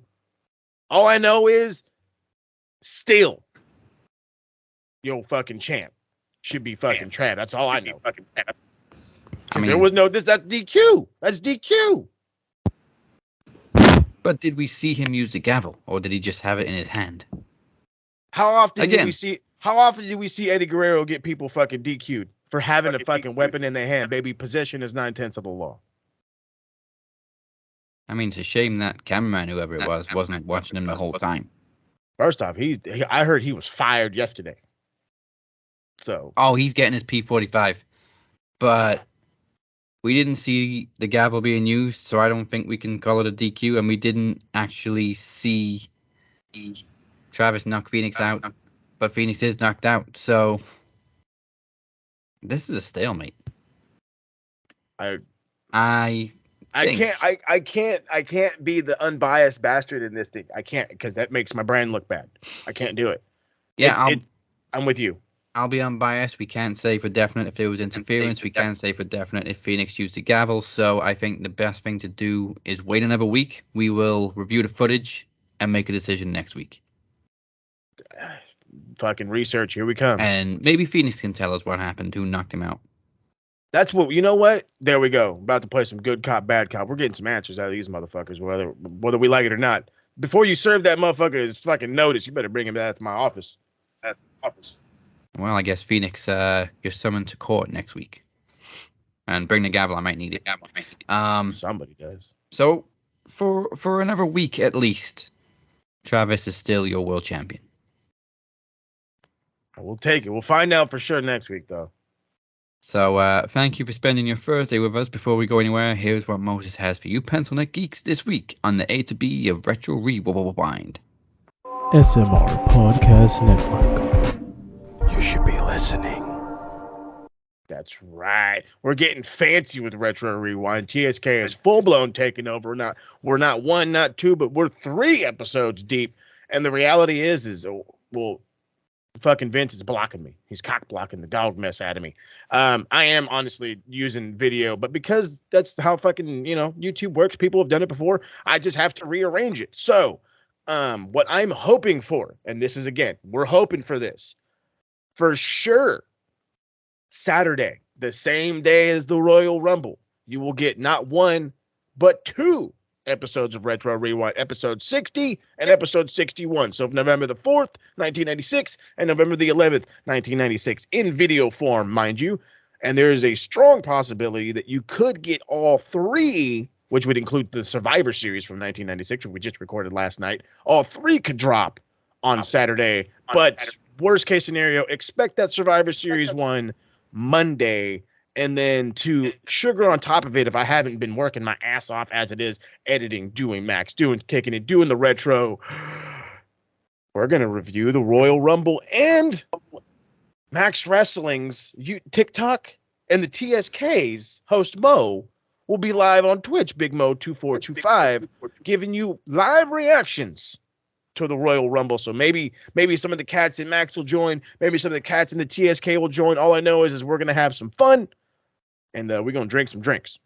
So with all that being said, call some people that you need to, Jack, because that's what needs to happen. Yeah. I'm going to need you to rip the CCTV footage from World title match. There we go. Do your lawyer shit. All right. Lawyer shit is done. With that said, join us next week for all the fallout from tonight. We will make a decision on the World Championship. And this Saturday's Royal Rumble, will the Great One grace us with his presence? You've been watching the Cap and Mo and DC. Goodbye. Mwah, and good night. Better fucking figure this goddamn shit out, Trav. I ain't having this.